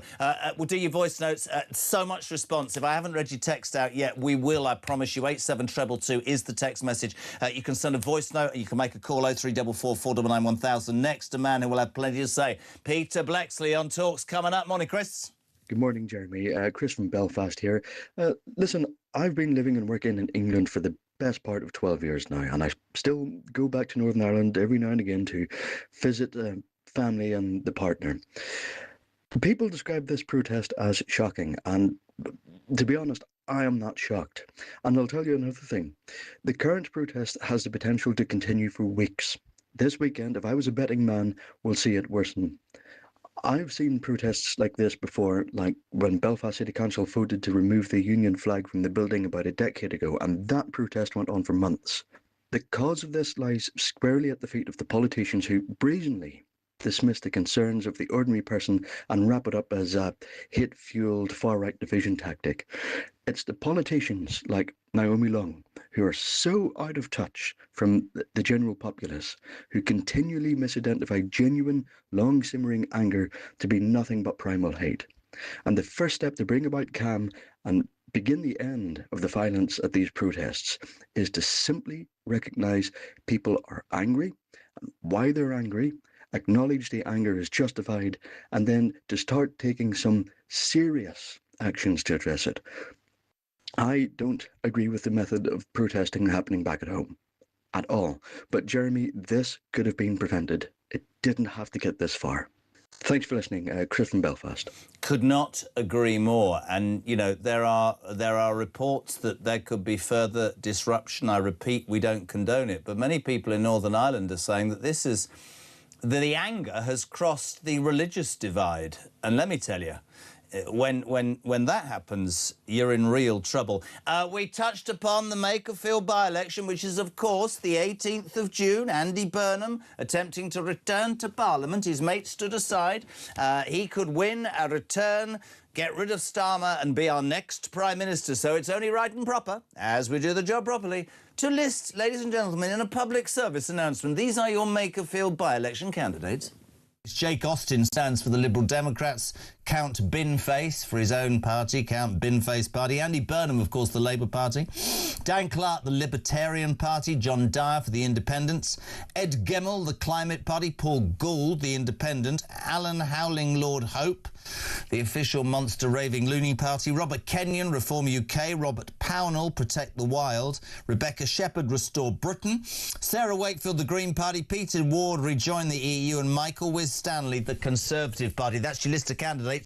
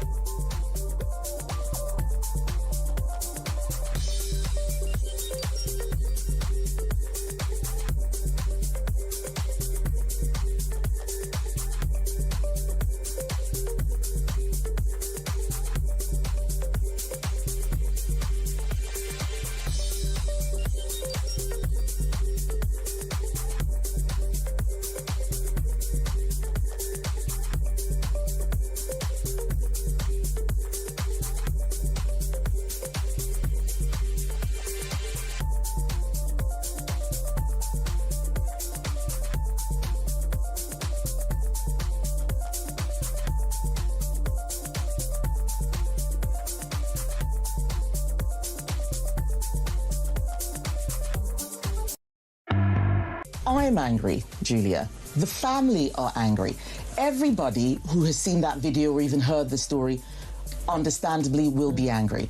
But the job of politicians is not to tell people, go out and be angry. People have a right to protest. I think that actually people coming out and showing solidarity with the family, showing they're upset about it, sends a signal to political leaders. What it shouldn't be is us whipping up people's rage.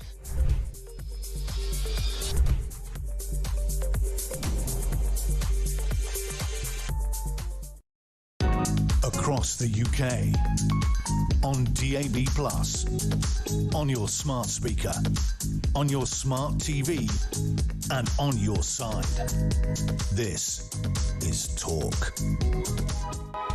Welcome back to 7:25 JK on Talk Breakfast, the home of common sense and the home of the alarm clock Brit. And listen, thank you for your response. There's only one story in town. That heinous crime we reported on yesterday, a 30-year-old Sudanese man due to appear in court today, attempting to behead. I can't even, the whole thing's just, I don't think anything's actually ever turned my stomach as much. The man's fighting for his life in hospital. The Sudanese gentleman has been charged, so we have to be very careful, but it's opened up a whole can of whoop-ass. Quite understandably, the anger in Belfast last night spilled over. Footage of cars and buildings set on fire. Don't in any way condone it. Will not, but I'm not going to sit here, whatever I'm told, and say that I don't understand that we are at boiling point. We are at boiling point. Think Lee Rigby, the Manchester bombs. Think Callacane. Think Southport. Think Rudabicana. Think Henry Novak. Something has to give. Morning, Jez. Lynn in Essex. What's happening around the country has been building for a very long time. The left and government can blame everybody they want. Musk, Robertson, Farage, but it's the government who are at fault. They have not listened to the people who put them there. I've been saying since the 80s that there will be civil unrest if we continue to flood this country. Eddie may or may not. I don't know why I did that. What a shame all our Navy ships have so many problems that are not in service, but the boats that pick up illegal migrants work fine. If only it was the other way around. Imagine, Eddie, what a fantastically good point. Jez, I was born in Islington. Oh, God. I loved my home town, worked in the city and felt safer walking the streets than anywhere. Now, we rarely set foot in London. It just doesn't feel safe. Maureen makes such a great point. Jez, no good morning, because it's not. Will it be sometime today that it was said by someone that the knife-waving, heinous idiot has mental health problems and we should feel sorry for him? Anthony in Bradford. Morning, Jez. Well, they've been warned 20-plus years in the maker. The election is round the corner. Labour can forget any chance of ever being elected again. They are done. Matt's in Derbyshire. Great show. Listen to you every morning whilst in the van travelling. Labour and Starmer are in well over their heads with this migration situation and have come to the point where they don't know what to do. So they chose to ignore it, and the majority of the British population. It's time to put in power a party that knows exactly what to do. Bring on reform. Mandy's in Surrey. Morning, Jez. As I sit here eating my toast this morning, this is what I'm thinking. The next victim of one of those savage attacks is doing the same with no idea what will happen to them. We just all have to hope that it's not just us. How bad does that? 5 times, Alan Cooper says, we voted against mass immigration. Ben, morning, Jez. We still have too much focus on illegal immigration. However, this guy was legal, which is the absolute core of the issue. Brian in Worthing, this government keeps poking the bear. God help us all. And loads of you responding to that Rob voice note, which I am going to play again now, because so many of you have said that this sums up entirely what is wrong with this country. Morning again, Rob. Morning, Jez. On my way to work, that's normal. Listening to you talk about the thing that happened in Belfast last night, all the unrest. Well, yes, rightly, you shouldn't condone what happened. What else have people got to do? They're not listening. The political class are not listening. These people who are coming over here illegally, they're rapists, terrorists. They're coming over here. It's literally like putting a wolf in a sheep field. You are giving them a target-rich environment. You haven't vetted them. You've done nothing. All you've done is dump them in a place where they can wreak havoc. Where they come from, guess what? There's no law. If they can do literally whatever they like. They come over here, there's lawyers, of course, taxpayer funded, they get a nice cushy home, running water, Sky TV, gym memberships, bus passes. They can literally go where they want and create havoc. And when they do, the people that foisted them upon us, guess what? They say, don't get upset, don't do anything, don't go out and cause unrest. Well, I'll tell you what, mate, stop reaping, then you might not have to sow it, because this country is absolutely on the edge. They cannot take much more of people getting stabbed, raped, blown up, you name it. You foisted it upon us for the last 25, 30 years, ever since Blair said, I'm going to rub your noses in it. Well, guess what? What goes round comes round. And I think the political class have got a very, very, very big smack on the nose coming. 0344 499 1000, text to 87222. There's only one man to speak to after those appalling scenes last night. We say a very good morning to former Met Police detective, legend as well, Peter Blexley. Good morning. Good morning. I have to start with you, as I start always. You were a copper. There is no way that I can condone those protests that erupted in Belfast last night. Cars and buildings set on fire, bus services being burnt, fire brigades and police being harassed, people being forced to flee their homes, in brackets HMOs. I don't condone it, but it is no longer enough, Pete, in my humble opinion, for politicians to dish out platitudes about how we're listening and learning, because the British people think Lee Rigby, all these suggestions I've said, they are at boiling point. I will never condone it, but we've reached a point where people have no faith in the political class, do they? They certainly don't. And that wonderful voice note from Rob really summed up the state of the nation. And Chris from Belfast, who left that voice note a few minutes earlier, really summed up the state of the nation. Now, I'm currently sitting in a hotel room in Liverpool. Last night, as I came out of a restaurant having had a bit of tea, I could hear countless police sirens. So I followed them. And about 100 yards from my hotel, there was a demonstration of about 200 people outside, guess what? A migrant hotel. And the police found about 7 police vehicles turned up to kind of protect the migrant hotel. So I spent a lot of time talking to the people there that were demonstrating, and they were really angry about this flood, this tsunami, this invasion of people from cultures completely alien to us being parachuted into their city and put up in what was once a beautiful hotel, smack bang in the centre of this wonderful city, Liverpool. Now, people were angry. And on Saturday, apparently up here, there's going to be a much, much bigger demonstration, a protest. And if this government continues with its platitudes, with obfuscating and ducking the questions like Starmer did yesterday, like Hilary Benn did yesterday, then I sincerely hope I'm wrong, but we're going to see more of this and probably the length and breadth of the country. It's time for the politicians to wake up and do something.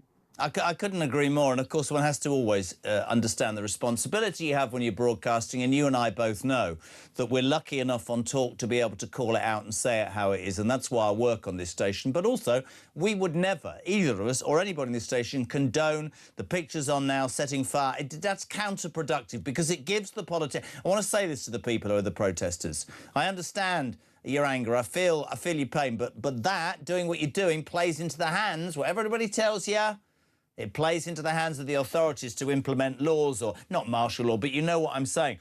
But if we do not get a handle on the absolute feeling, and you nailed it then, and I just wonder sometimes how far we've come, actually. I know that this country is on its arse, but I also find it refreshing. 10 years ago, you couldn't have used the word immigration when you were broadcasting, Pete, because you'd have been called every name under the sun.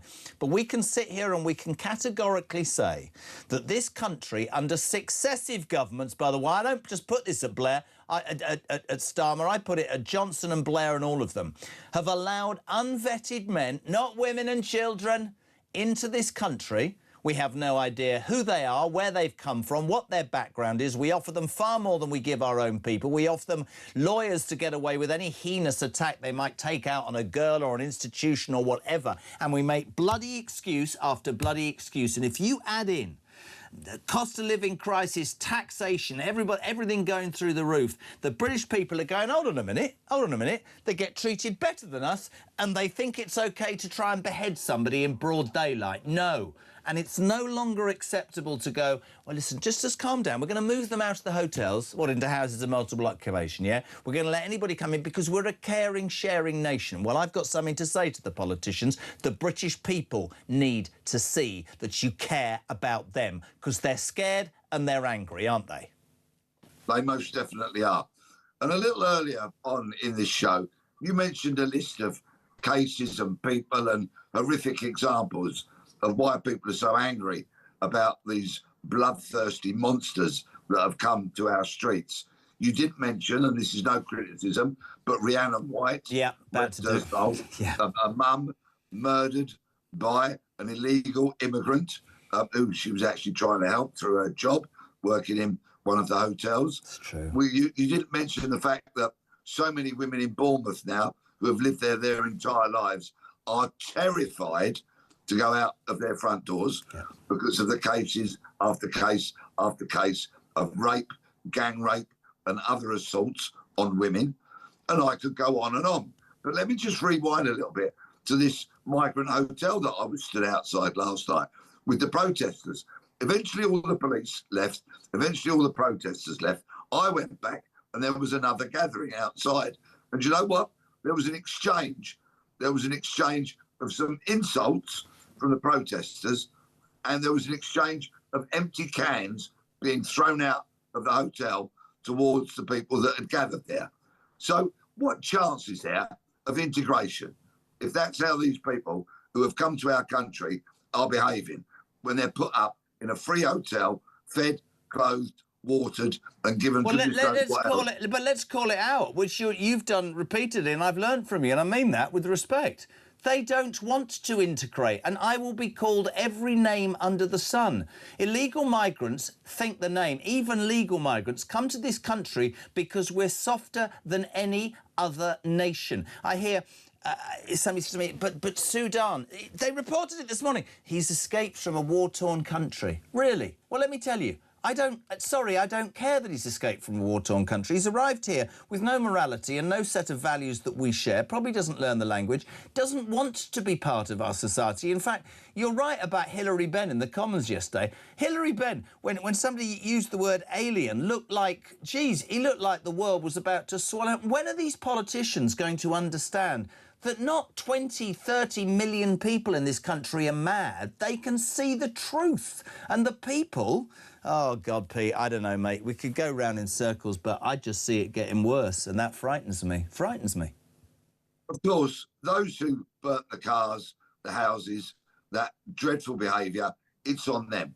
They're responsible for it. But now, if the politicians do not realise the huge role that they've played in the disquiet in the country getting to what it is, and if they further don't realise that now is the time for positive talk and positive action, then moving forward, they share the responsibility. It's absolutely on them as well. I just want to play you, actually. I'm going to play for everybody, if you're all right for a couple of minutes. Yesterday, the debate where Hilary Benn, the Northern Ireland Secretary, looked completely... I mean, he didn't know what to even say when Jim McAllister said, it's an alien culture. Watch this, people. He was absolutely blown away by this. And what I know my constituents want to hear is what will be done to stop the importation of an alien culture that thinks it's appropriate to try and behead someone within the United Kingdom. So state. Well, I would say I'm sorry that the honourable gentleman used the word alien culture, because what exactly is he referring to?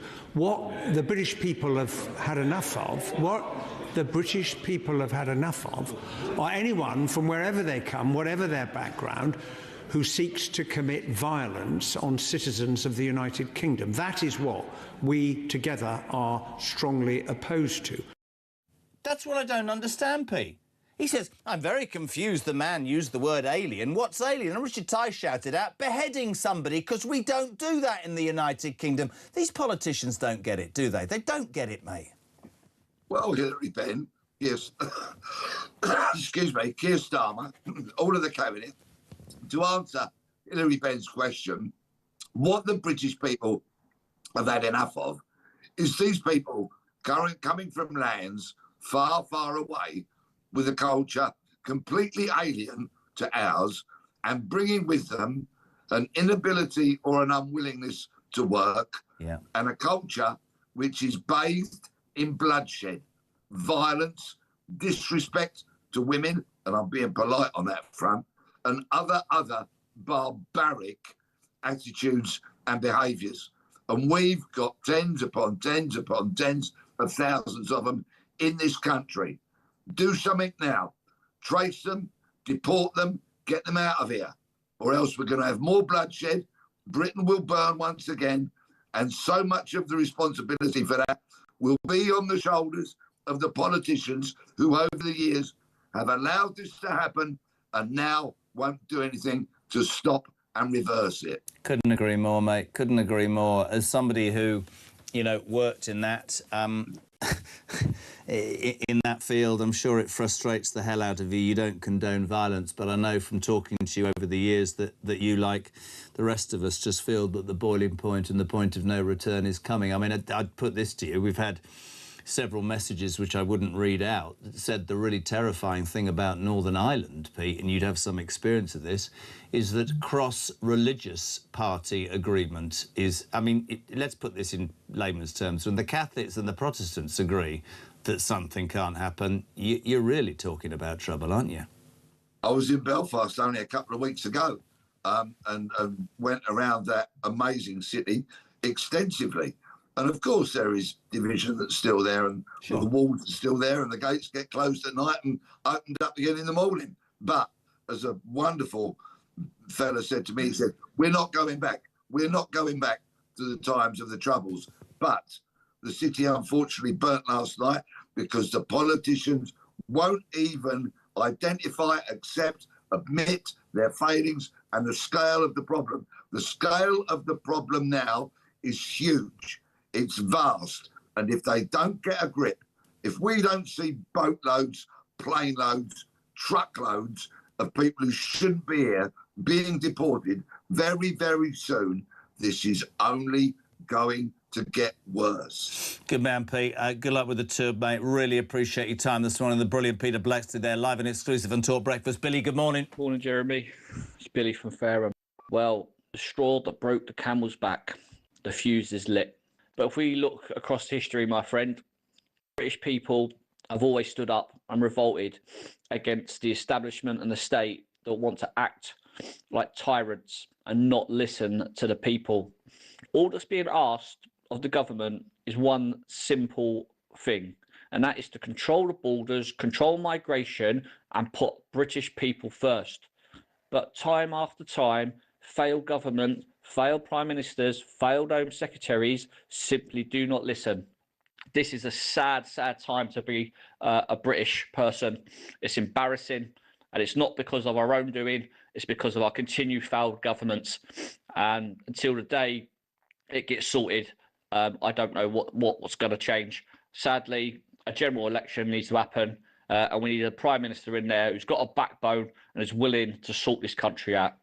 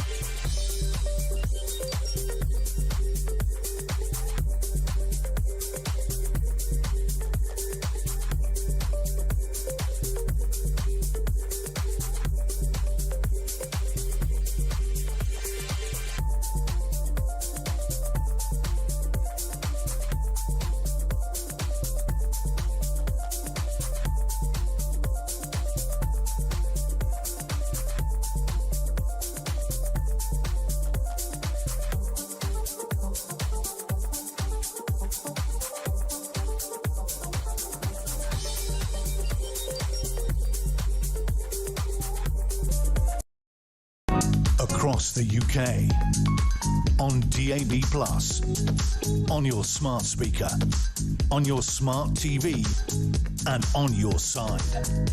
This is Talk. Welcome back, 7:45. Despite what the mainstream media tell you about Somalian referees not being allowed into America or trade figures, there's only one story in town. The horrific scenes yesterday as a Sudanese man, who is due to appear in the court today charged with attempted murder, attacked an Irishman with a knife. He tried to behead him in the middle of the street. The outpouring of anger grew during the day, and last night protests showed footage of cars and buildings set on fire, a Gilda bus being among the first burning buses, fire brigade crews everywhere, police being attacked, people being forced to flee their HMOs, none of which we condone in any which way. Completely unacceptable. It has turned the finger and the light on politicians who have dished out platitudes for years. This is a great thing. Let's get many people into this country. Let's just give people the chance. Multiculturalism. We need doctors, and they're not doctors and nurses. They're unvetted males who commit crimes. Not all of them before the do-gooders jump up, but there's so many appalling instances, and then they grab themselves a human rights law paid for by the British taxpayer to come up with some poxy excuse as to why they should stay in the first place. And any politician who disagrees with me, that's fine. That's a democracy, but you need to listen to the British people, because there is boiling anger.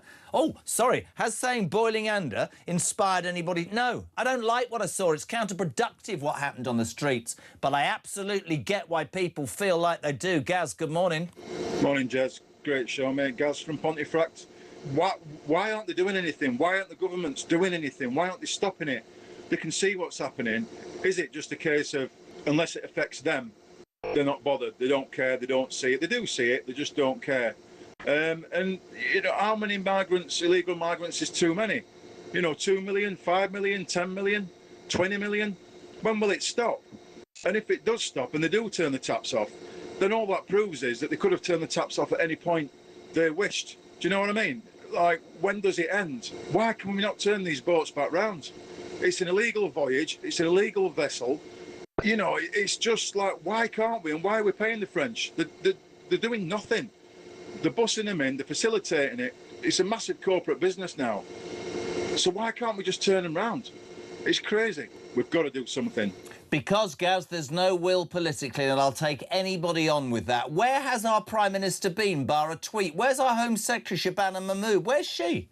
Oh, we're not saying anything. Of course we're not, because we're too frightened of our voter base. I'm delighted to be joined now by the former DUP MP for North Antrim, the amazing Ian Paisley Jr. Ian, good morning. Good morning. Nice to be with you. There aren't many things that stop me dead in my tracks. That did yesterday, and the anger that I've felt, and I've never had response like this in all of my time. It's no longer good enough for politicians to say, we've listened, we're learning. Would you agree with that?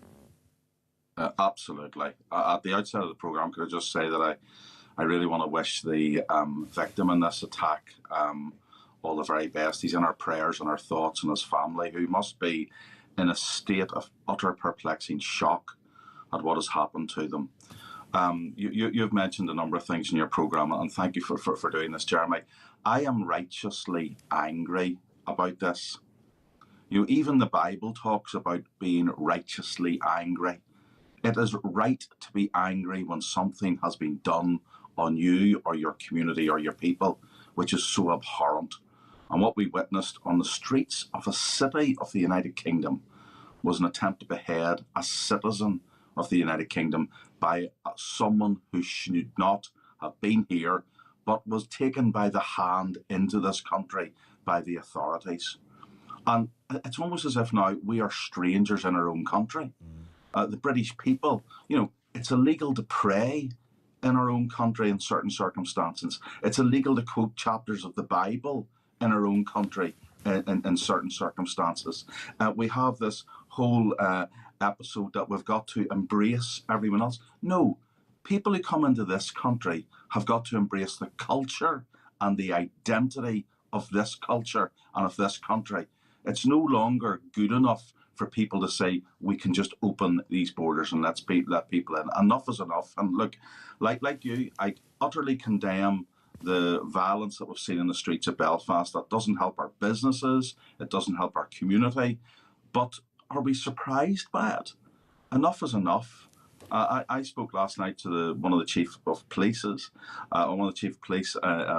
a certain issue to do with businesses, and he's told me, and his words were to me, Ian, this is the worst I have ever seen in terms of community tension. And the government has done this. The government has been too frightened to talk about the Northern Ireland border. It hasn't been allowed to talk about the Northern Ireland border for fear it upsets the Irish government in the south or upsets Sinn Féin or the SDLP or the Alliance Party. And so it has allowed this porous border to become a weapon that is now being turned on the British people who live in the United Kingdom of Great Britain and Northern Ireland. And it's got to stop. And the government's got to get a grip on this, and it's got to make sure that it takes on these illegal immigrants and puts them out. This man, when he arrived in France, should have stayed in France and should have been kept there by the European authorities there. The European authorities allowed him to go to another European country, Ireland. And that European country ushered him up to the border into the United Kingdom. Do they take us for fools?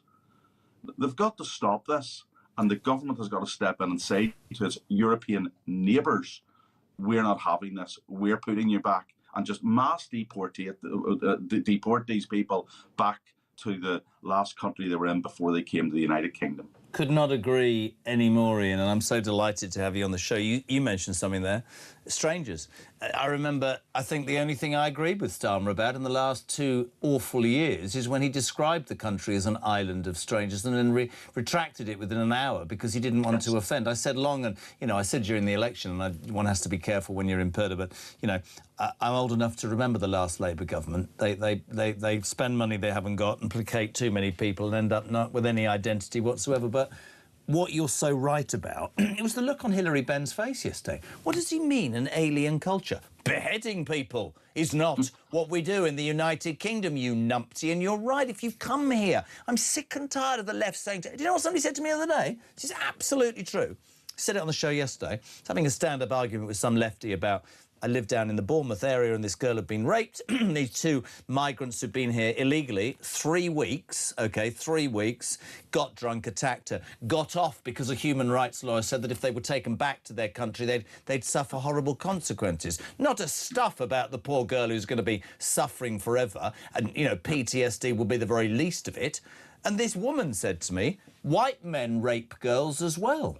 Oh, no. And you're like, sorry, do you...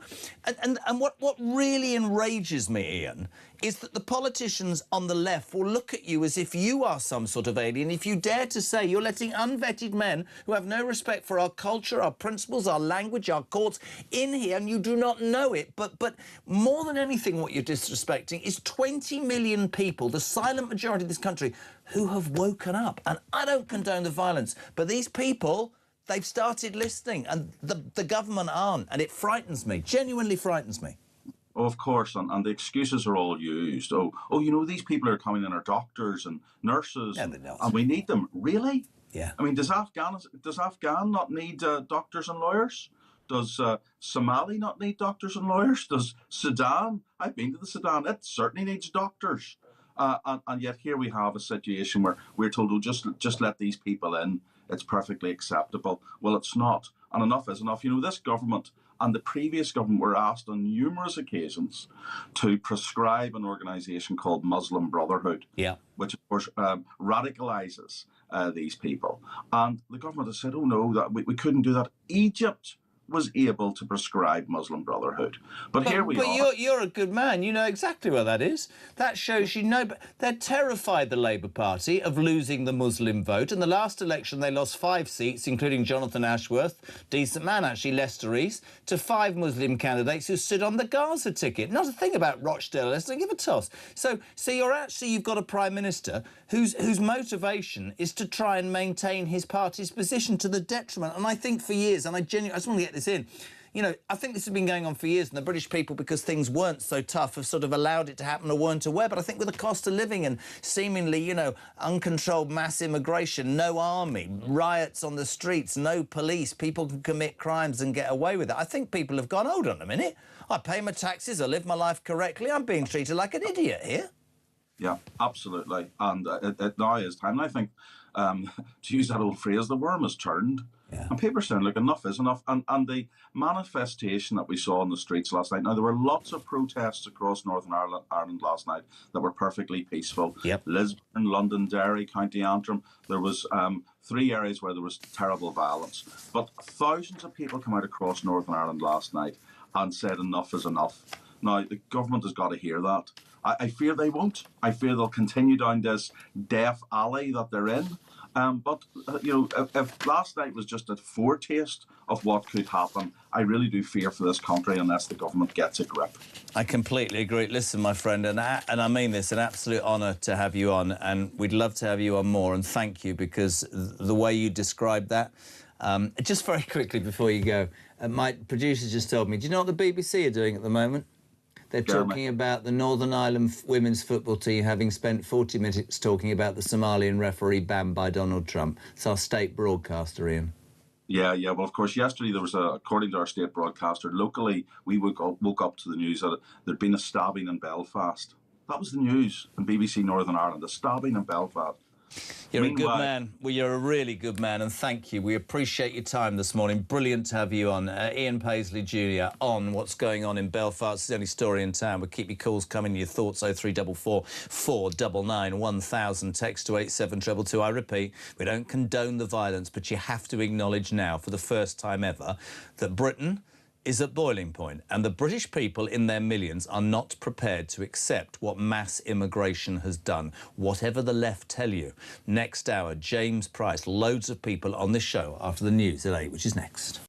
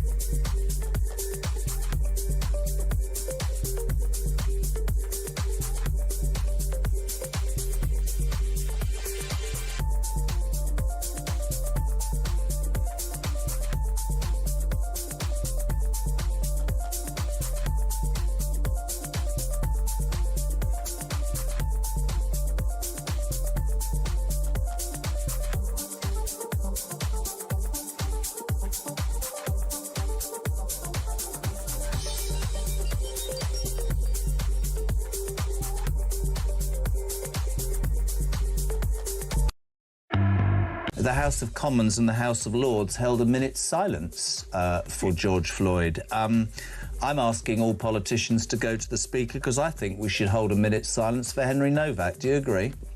Well, if we believe in equal treatment of people, and if we believe that people who are being held down and cuffed by the police say, I can't breathe as they die, then we absolutely have to. I've one final question, Nigel. Would you take the knee for Henry? No, I don't take the knee for anybody. I'll stand and bow my head.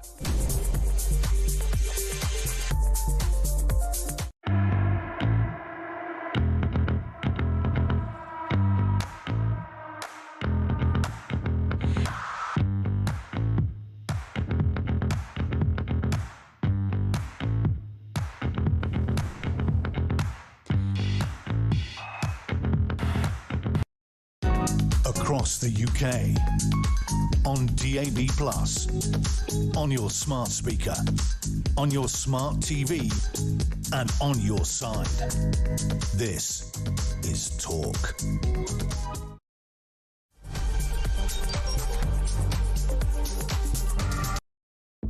You know, you have to remember that Peter Murrell has been the chief executive of the SNP for nigh on a quarter of a century. He's been with Nicola Sturgeon since 2003. She said that she didn't have access to his personal records. They had separate bank accounts, so we can take, well, what you want from all of that. The list that you gave is unbelievable. 124,000 in a camper van, Fortnum and Mason's picnic hampers, a couple of lawnmowers, one for 3,000 quid, three dynamic Savile umbrellas, £970. The list goes. A wine coaster. I needed to look up what a wine coaster was. 3,500 quid.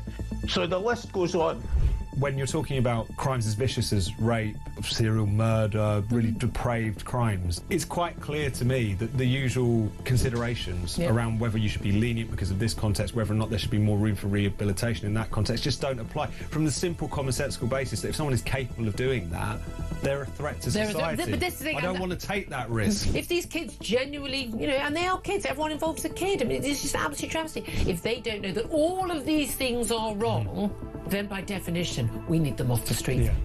So there's now a label for children who skip school. You know, parents can't sort it out. In the old days, I used to think that skipping school was against the law. You know, and parents used to be taken to court. Well, no longer anymore. They found a label now, Ian, which allows them to sit at home. Again, I keep saying, on tablets, wasting their time. Wow. Universities. Let's get everyone going to university. Well, I think a fundamental job of education is to prepare children for the society they're going to live in a positive way, i.e. prepare them for a job. You've got the welfare state, I've already said, wonderful thing, isn't it? But a safety net, not a way of life. Henry Novak's last words were, I can't breathe, as he was handcuffed, having been stabbed not only in the front but in the back as well, Okay, he stabbed him in the chest twice, stabbed him in the face once, stabbed him in the back of the leg twice. I mean, what an attack. Let's wait and see what sentence this vile piece of garbage gets. Of course, none of it of which will bring back dear Henry. May his soul rest in peace. It's just so shocking, Pete, I mean, this is... We're so used to criticising the police for mistakes. This is the worst one I've ever come across. Across the UK, on DAB+, on your smart speaker, on your smart TV, and on your side. This is Talk.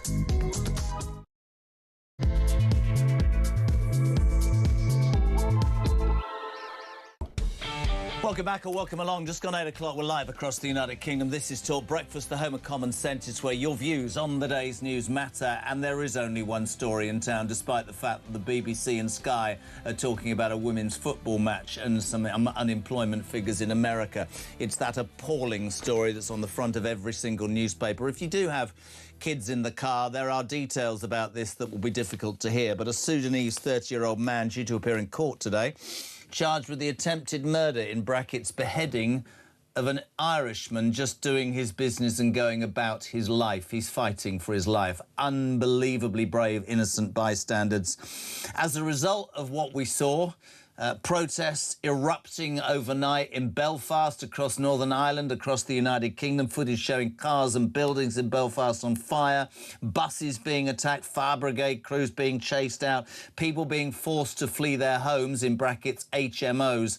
And what's really frightening about this, which of course nobody on Talk, nobody on this show of mine would ever condone the violence. It's counterproductive. It doesn't help anybody. But it gets away from the fact that we have spent too long with our heads in the sand, not accepting that this problem, this mass of people coming to this country, unvetted young men who do not adhere to our rules, who do not speak our language, whatever the left will tell you, who do not care and carry out attacks, be it on young girls or innocent victims, needs to stop. And the British people, right, it's wrong what happened in Belfast, but you have to accept, and they'll have to drag me out of here to stop me saying this, that something, we're at boiling point, right? Listen to this. I thought this is a brilliant, brilliant text. Matt, Jez, we've shown tolerance after 7/7, after the London Bridge attacks, Lee Rigby, Glasgow Airport, the Manchester Arena bombs, Parsons Green, London Bridge again, David Arness, the Nottingham gang rapes in Rotherham, Oldham, Rochdale.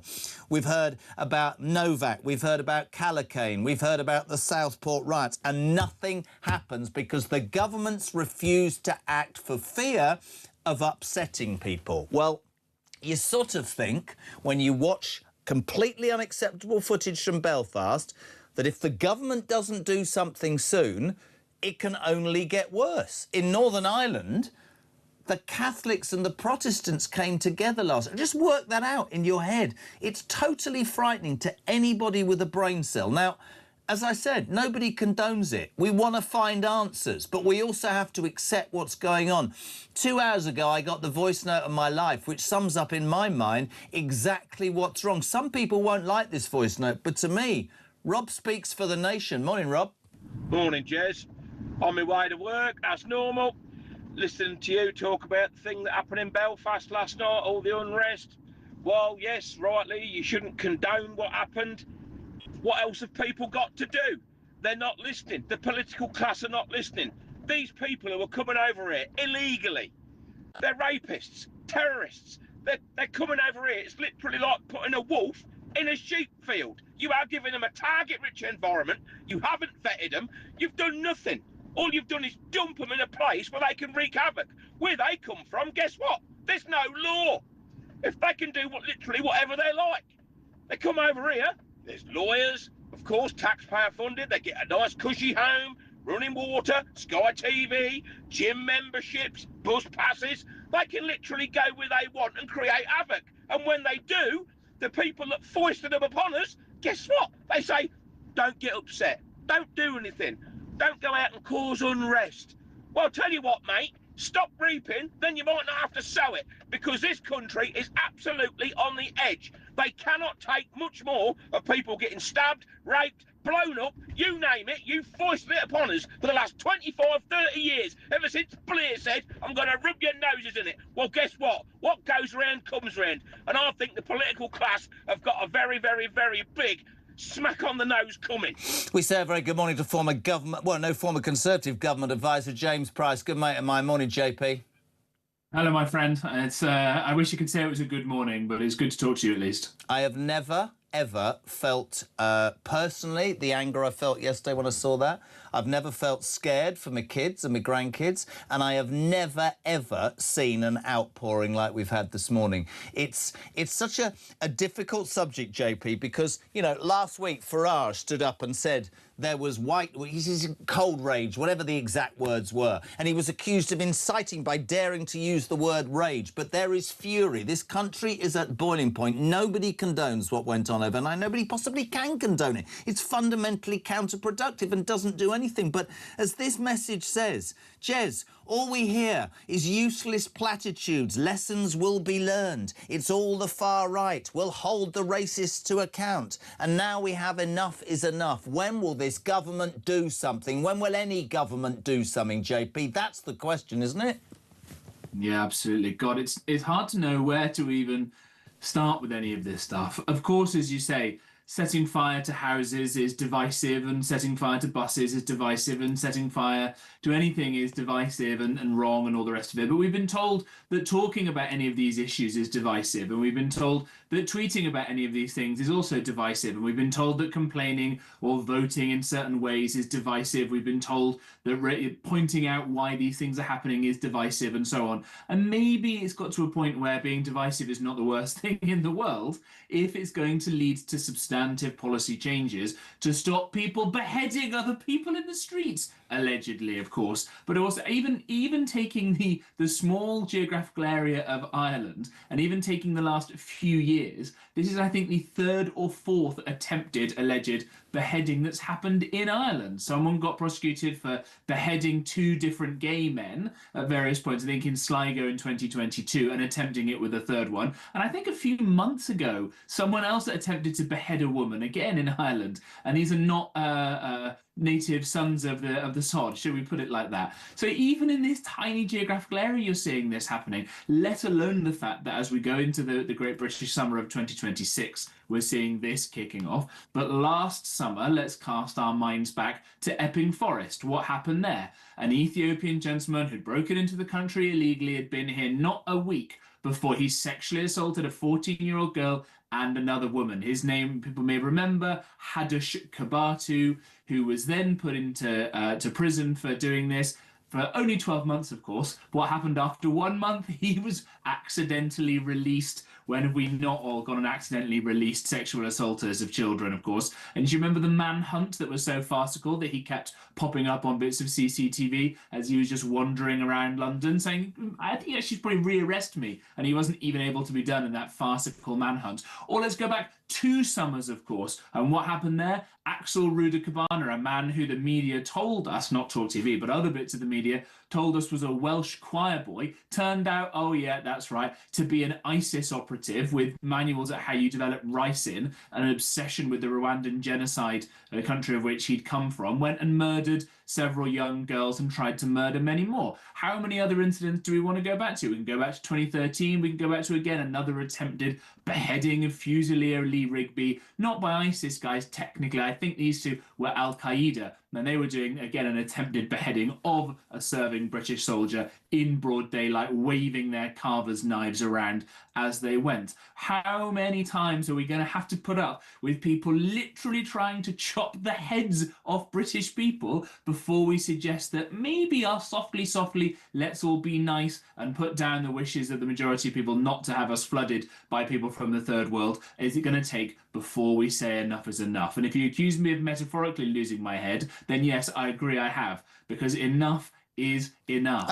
I'm with you. I mean, I want to add to, for all of us. I want to add to your speech, and I want to do it deliberately because you're absolutely spot on. What about poor Rhiannon White, killed by an illegal migrant that she was trying to help? What about the girl yesterday raped by 4 Afghan nationals? They sent a taxi from Somerset to Bristol, locked her in a house, plied her with drugs and vodka, and repeatedly raped her. It's no longer acceptable. And I watched last week. You were away, I know, with Mrs. P, and Farage came out and talked about, you know, anger, rage. Pure rage. Oh, my God. Everybody jumped on board. Everybody said, you're inciting. These people are going out onto the streets. I think it's as wrong to not face up to the reality of what is happening. I mean, frighteningly in Northern Ireland, we're only getting messages this morning. The Protestants and the Catholics joined forces last night. If you, as a people, right, look at your... Where's Mahmood? Where's Starmer? The whole thing... And I blame your party as well, massively, Boris Wave. I blame Blair. There's been this perceived view that if we allow people... I mean, this...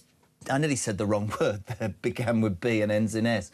This massive lie that they're all doctors and nurses and... No, they're not. He's just a thug with a knife who doesn't understand... Well... And I'm not even being nice, doesn't have our values, our morality. He doesn't understand how to treat a woman. He doesn't speak our language. He wants nothing to do with the United Kingdom rather than to take advantage of how bloody soft we are and think it's OK to attack girls or rape girls or knife people. And the left will look you in the face, JP, and I am raging this morning. And they'll say to me, yes, but, you know, I said it 20 minutes ago, white men attack women as well.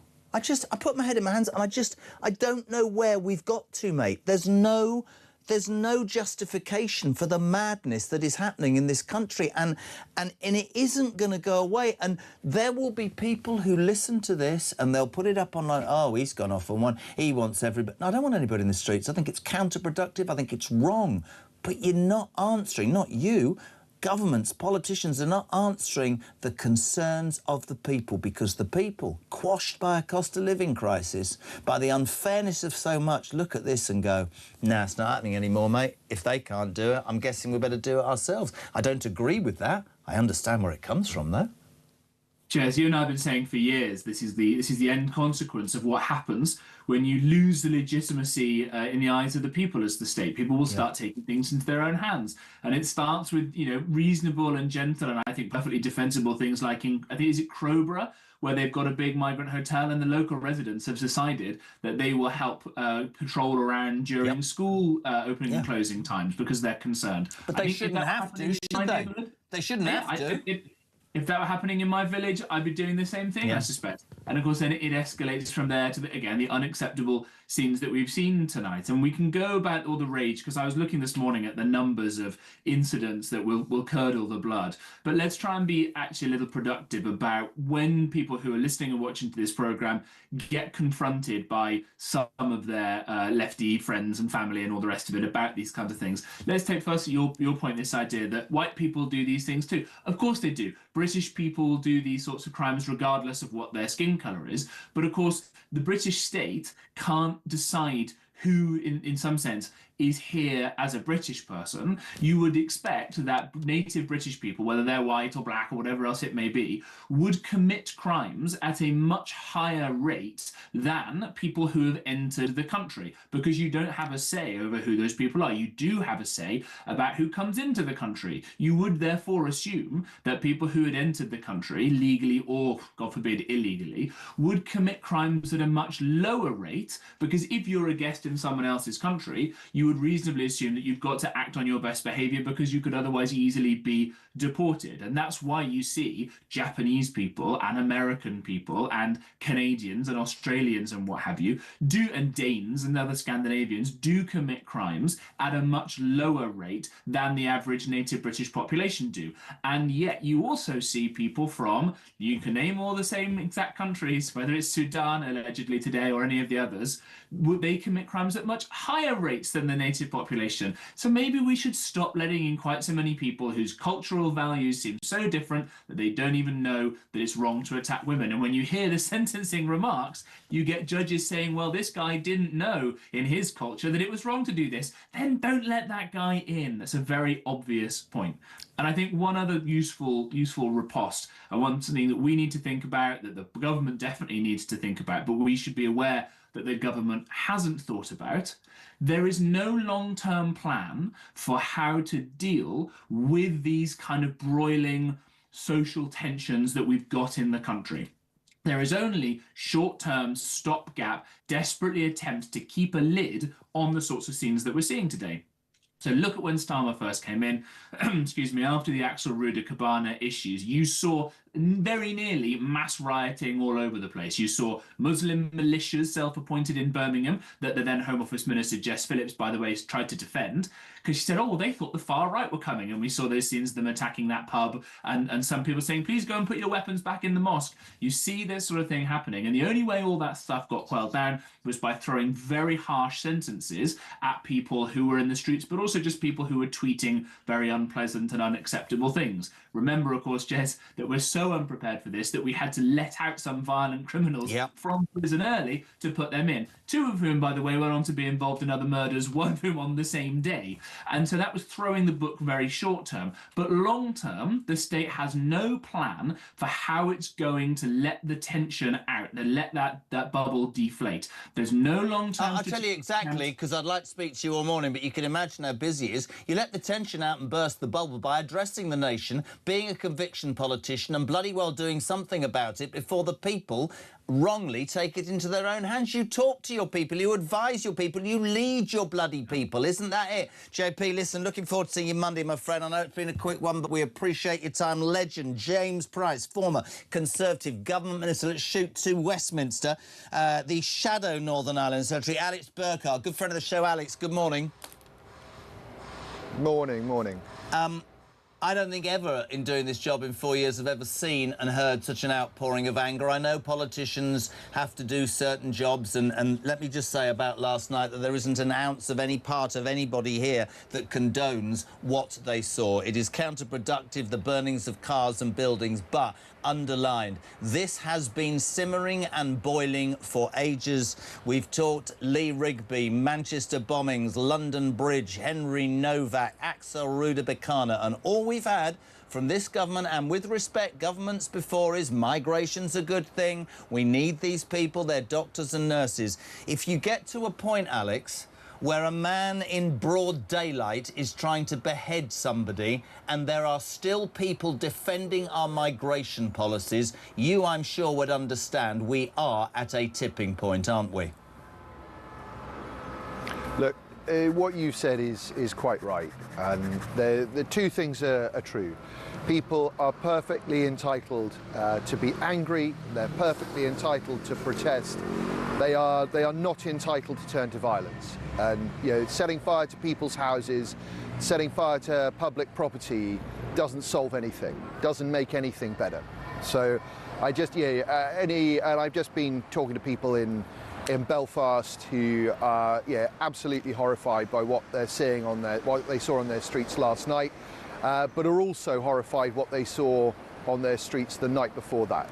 And that awful attempted murder by someone who'd come into our country illegally will obviously point again to the need for this country to urgently get control of its borders. I couldn't agree more. And you talk about horrifying. I'm sure you were there in the Commons yesterday, or if you weren't, I'm sure you've seen it. Hilary Benn, the Northern Ireland Secretary, looking at best perplexed and at worst deranged when Jim McAllister dared to say what we all think, which is there is an alien culture. If you let unvetted men into your country, Alex, who do not share any of the values, whether it's language, legally, morally, whatever, right, you are into trouble. He looked at him and he went, what are you talking about, alien culture? Well, people who think it's all right to try and behead somebody. That's what people are saying to me this morning. That's the man that runs Northern Ireland. What a joke. No, look, it's quite right. I mean, the truth is, through a lot of experience over the past few decades, we have a pretty good idea in this country which cultures integrate well into British culture and which don't. We have. You can see that pretty clearly. So yes, there are some alien cultures, and and they're capable of causing great harm. I think it's fair to admit that immigration, the way that it's happened, has failed the United Kingdom. And my point is that because I always speak to people on a daily basis, Alex, people who, if they dare to say something, are accused of being far right, or they don't understand, that this poor man's come from a war-torn country. I think we've reached the boiling point that I described for a variety of reasons. I think people look at their lives. I think they go, right, so my food shop's 3 times what it was, my energy bill's 3 times what it was. I don't get to do anything, and yet people come into this country and are treated better. I walk down my street and crimes are being committed, and it seems that the perpetrators are excused by human rights lawyers, or the police seem to treat us differently. And I use the word every day, and I've used it to you before, and I apologise for my anger, but I'm seething this morning. It's unfairness, times 1,000. And, I said about Belfast to you, to somebody earlier on, last night the Protestants and the Catholics joined forces. Then any government's in trouble when people are going, we've no confidence. I don't in any way support what those people did last night, but I totally understand their anger, mate. No, and if you don't lead, where's the Home Secretary? I'd have been addressing the nation if I was Prime Minister last night, mate. Now, you've got to get out in front of this. We're going back to something you said a moment ago, which is very important, that I think for a long time in this country, There were certain certain types of media that just tried to shut down debate about these issues, and that has created a pressure cooker over a long period where people felt that their views not just weren't heard but weren't debated, weren't even considered. And that's what we have to address now. Yeah, I think Kemi Badenoch, my leader, gave a very, very good speech yesterday morning. Yes, she did. Where she said we just need a return to common sense. We just need a return to common sense. When you've got a world in which the police are being distracted from fighting crime because a whole load of equality legislation has been piled on them, when you've got a world in which people feel that somebody can come to this country illegally and then commit crimes here and then stay here indefinitely, you've lost all connection with common sense. We have to get that back, and it's why I think that she's a real leader for the future. I'm delighted. Integrity and directness. I'm always delighted to have you on, and the Tories, and we love the fact that you come and front it out. I'm just delighted that after 4 years we launched a station with the phrase "It's all about common sense." The Tory party are now encompassing that as well. But Alex, thank you, mate. It's not a where you lead, we follow. Yeah. That's exactly right. Much. You follow me, Burkhart. Thank you very much indeed. Good man. 8:25. We're live across the UK. Loads to come this hour. We're going to go live to Belfast with an undercover reporter who is part of this team. Also, next, Mike Neville, former top cop. Damien, good morning. Morning, Jeremy. Damien from Manchester here, part of Alarm Clock Britain. So, just a quick note. I don't think it's boiling point anymore. I think it's explosion point. The country's awash and bereft with anger. I'm part of a large Jewish community. We've been saying for decades, 20, 30 years, that these people from nations that don't have the same laws and mindset as westernized people, once they invade, like vermin that they are, they will eat you from the inside and out like a cancerous cell. We warned and we warned and we warned, and oh no, it's only the Jews being attacked. Oh, it's only the Jews' shops being burnt down. Oh, it's only Jews being stabbed. And we said, wait till it starts impacting your life, your family, your business, your children. This isn't just recent. This has been going on for decades. You're now seeing the flowers of the seeds that these guys have planted for the last 30, 40 years. And unfortunately, these seeds have infested this country from top to bottom, left to right, inside and out. And it ain't gonna stop. It's gonna get worse, and it will get worse because we told you it'll get worse and nobody listened.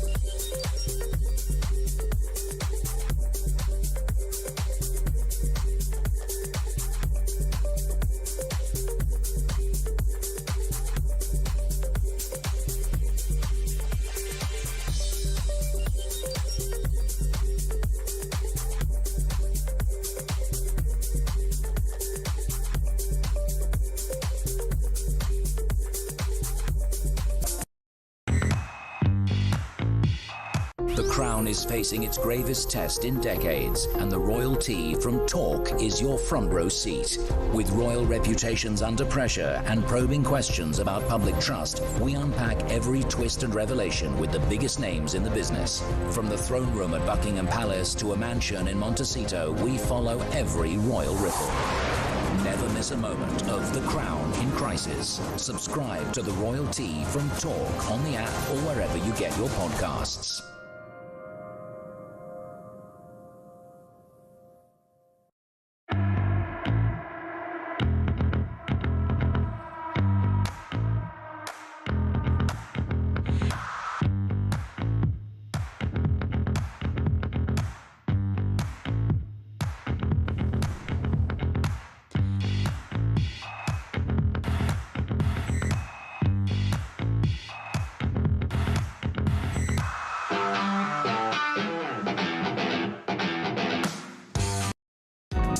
across the UK.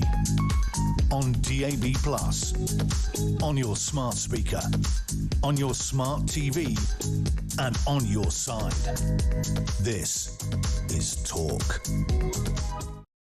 I genuinely have never heard anger like it. 8:28, Julia is here from 10, Ian Collins and Kev sounding great back on drive time from 4 o'clock. JK, governments have rolled out the red carpet, wrapped their arms around these migrants invading our country, put them front and centre. The Bell Hotel, they actually said they come first. That says it all. Starmer is not bothered, doesn't care.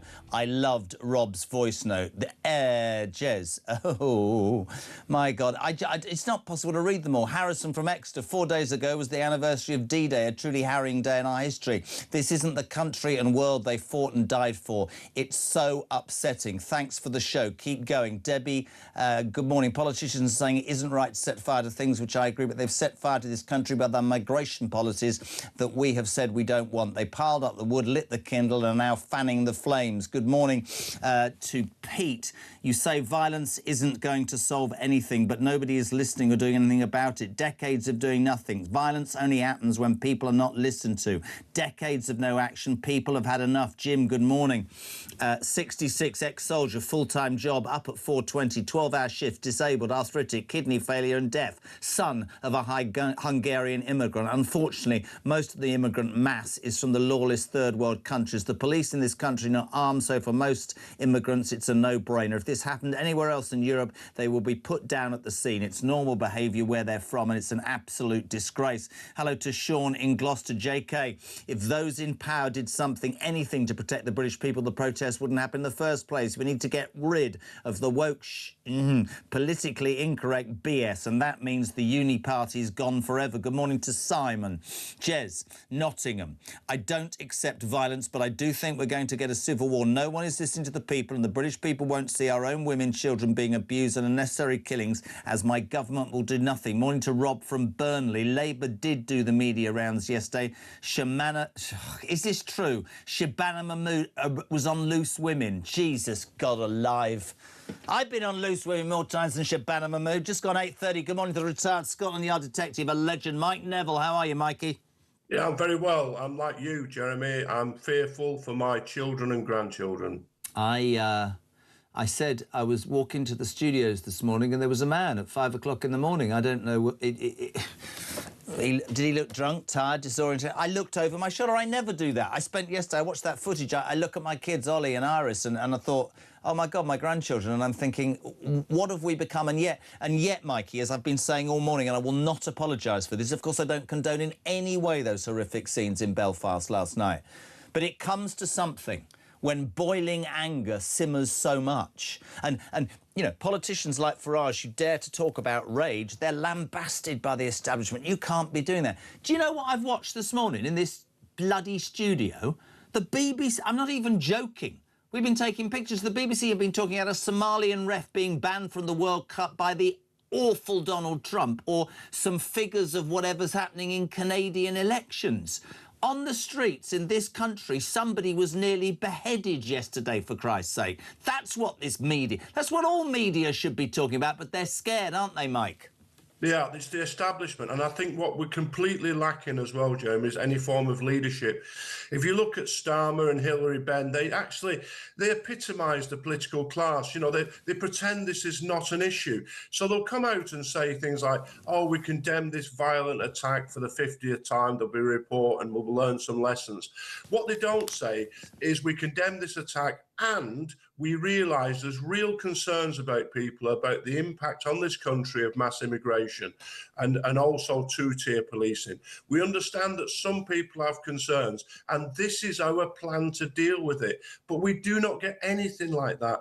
All we get is platitudes. There is no plan because these people are absolutely committed to a multicultural society to the point that it is a religious belief to them, just like net zero is a religious belief, and they will not change. So one of your callers saying, oh, they don't listen to us. They do listen. They hear everything, but in their mind, me, you, that caller, everybody else, is a far-right bigot for even questioning what's going on. This is what we have. We have a complete lack of leadership. You only had to watch Nigel Farage when he was condemned, they're all shouting at him in the Commons.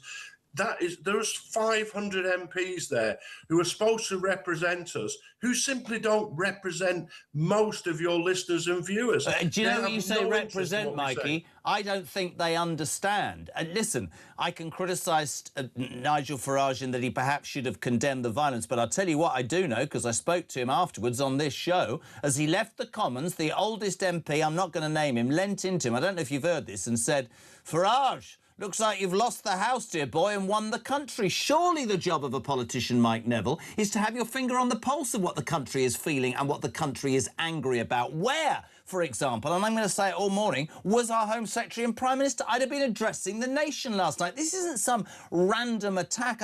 I read a list earlier. You can go back to Lee Rigby, the London bombing, 7/7, the Manchester Arena.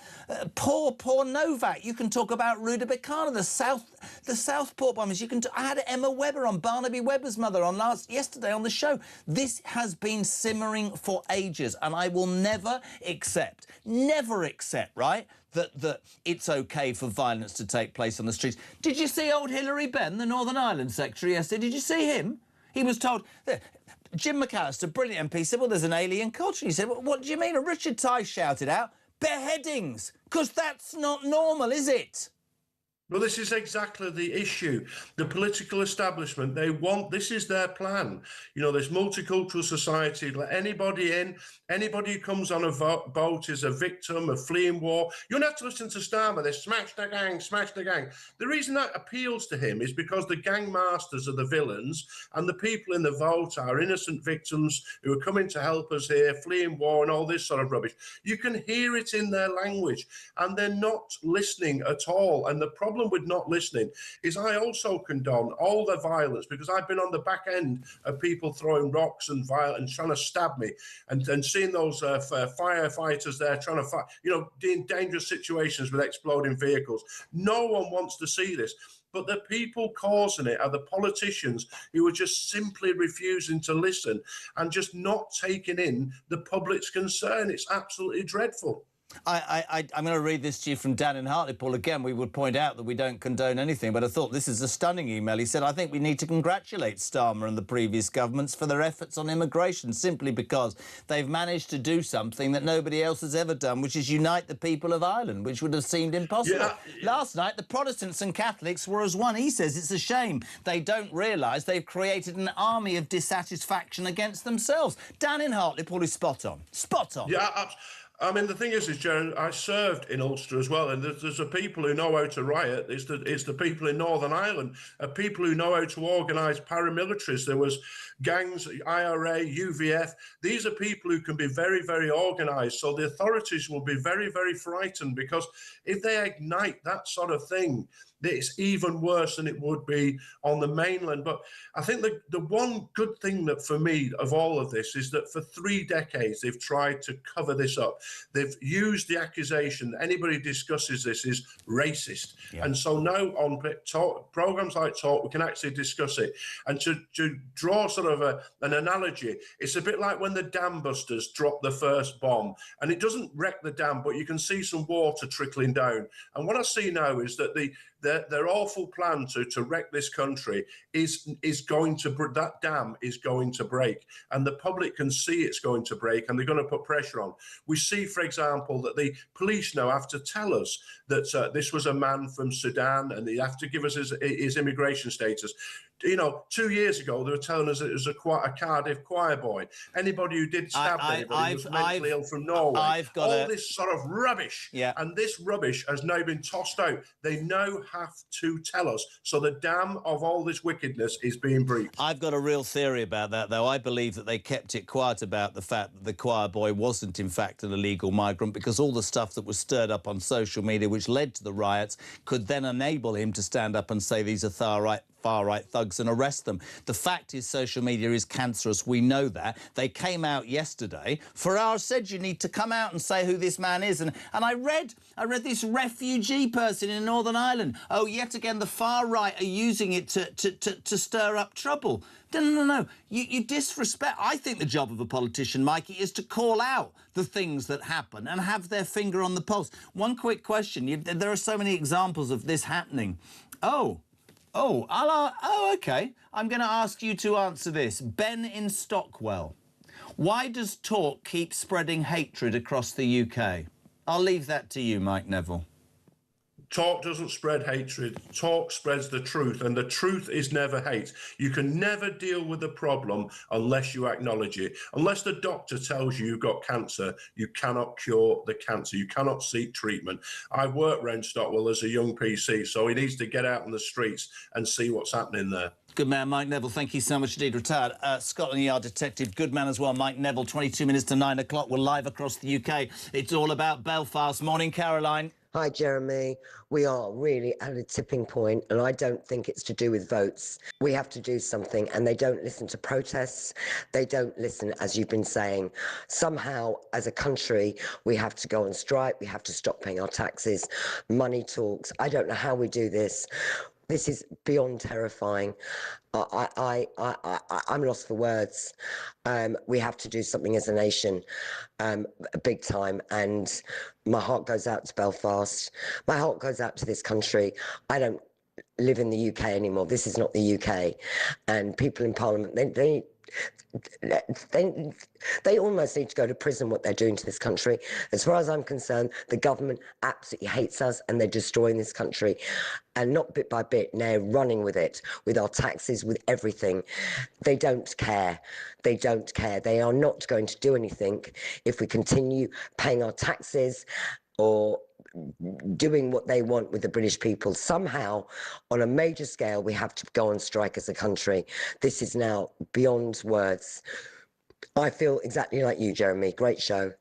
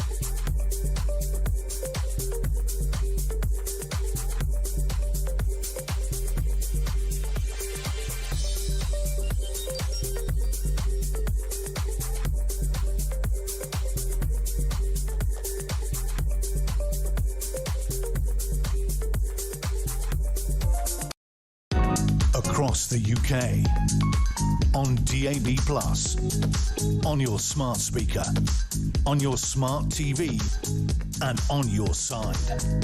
This is Talk. Welcome back. If you could see the scenes here. Tommy's on his knees. 03 good man, great man. 0344 499 1000, text to 87222. There's one story in town. It's all about Belfast. I started this show hours ago by saying I will never condone what happened, but I absolutely understand the frustration and how people have reached boiling point. This from Mary says, if Starmer comes out now and says the Fae's far right, I literally think he is going to light the touch paper for this country. Richard Evans, please don't forget the wonderful David Amis, of course, wonderful MP in Southend, stabbed whilst doing his job. Vivian, last voice note, Rob, spot on. The UK must fall for the plan. Oh, God.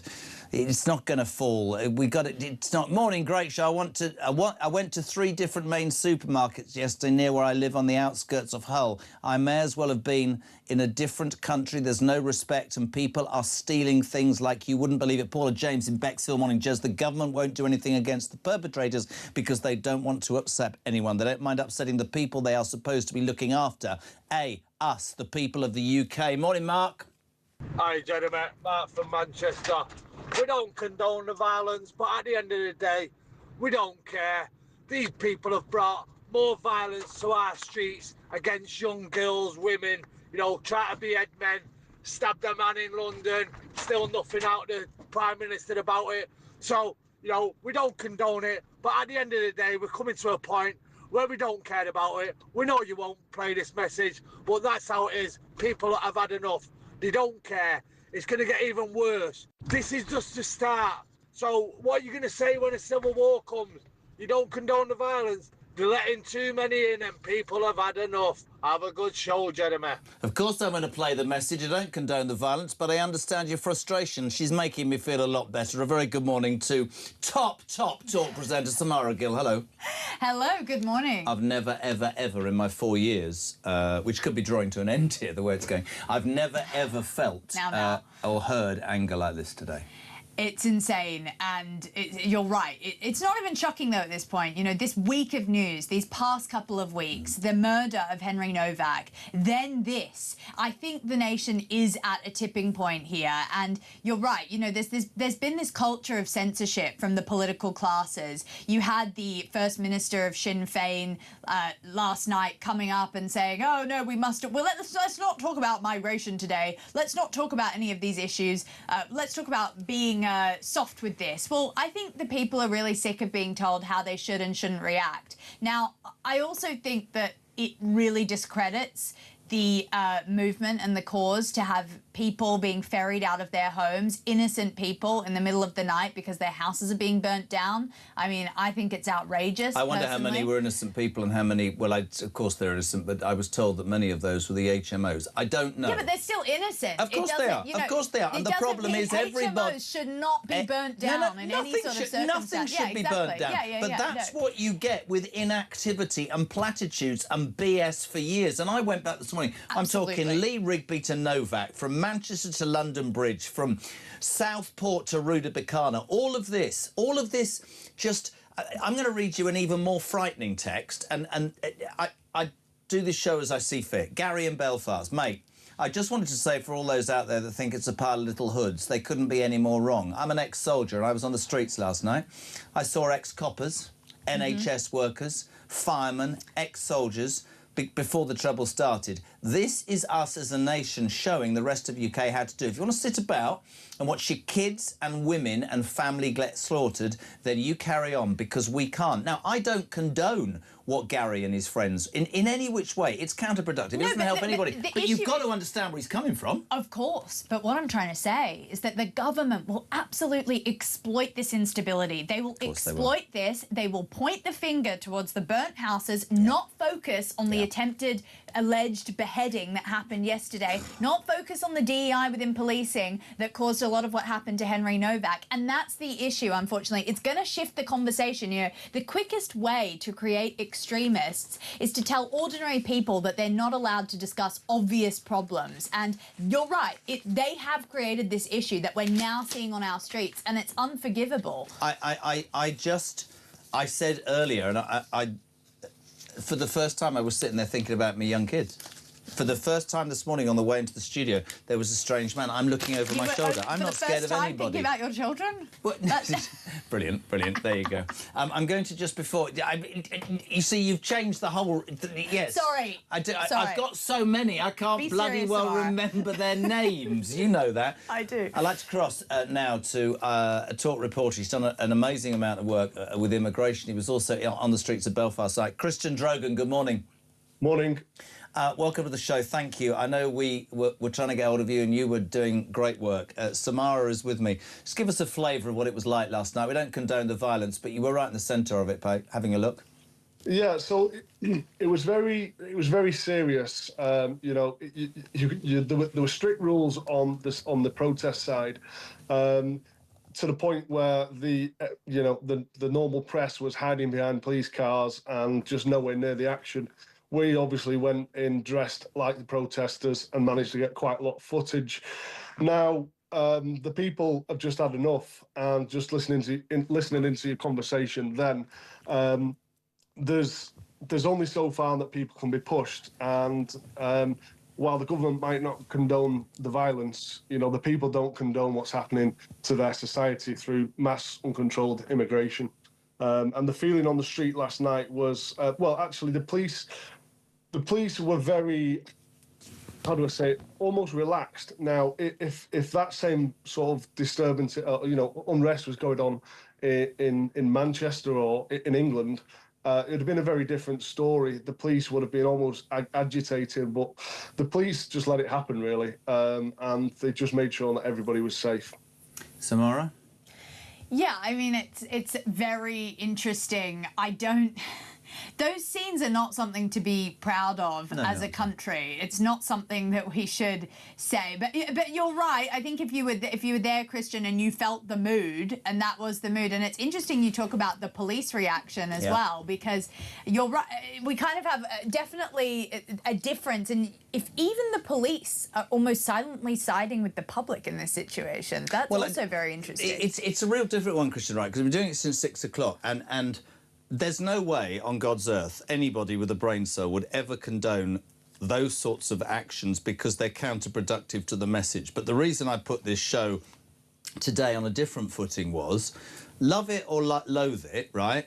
This is not going away because people feel they've not been listened to for however many bloody years. And you can look back, we name them all. Lee Rigby was I mean, when I saw that yesterday and I saw the outrage that I knew was going to come, it's something you have to talk about. And you know, I've been saying it all morning, and some people have texted and gone, you can't say that. Well, I can say it. It's called the Jeremy Kyle Breakfast Show. If you let unvetted men into your country who have no respect for your traditions, your values, they don't learn your language, they don't go abide by your laws, who think it's okay in their society to rape a 9-year-old or cut somebody's head off, you're in trouble. And that has been allowed by successive governments, and that's why last night happened. We're hearing rumours that the most extraordinary thing about last night was that the Protestants and the Catholics were all united in this hatred toward what was happening. Is that true, Christian?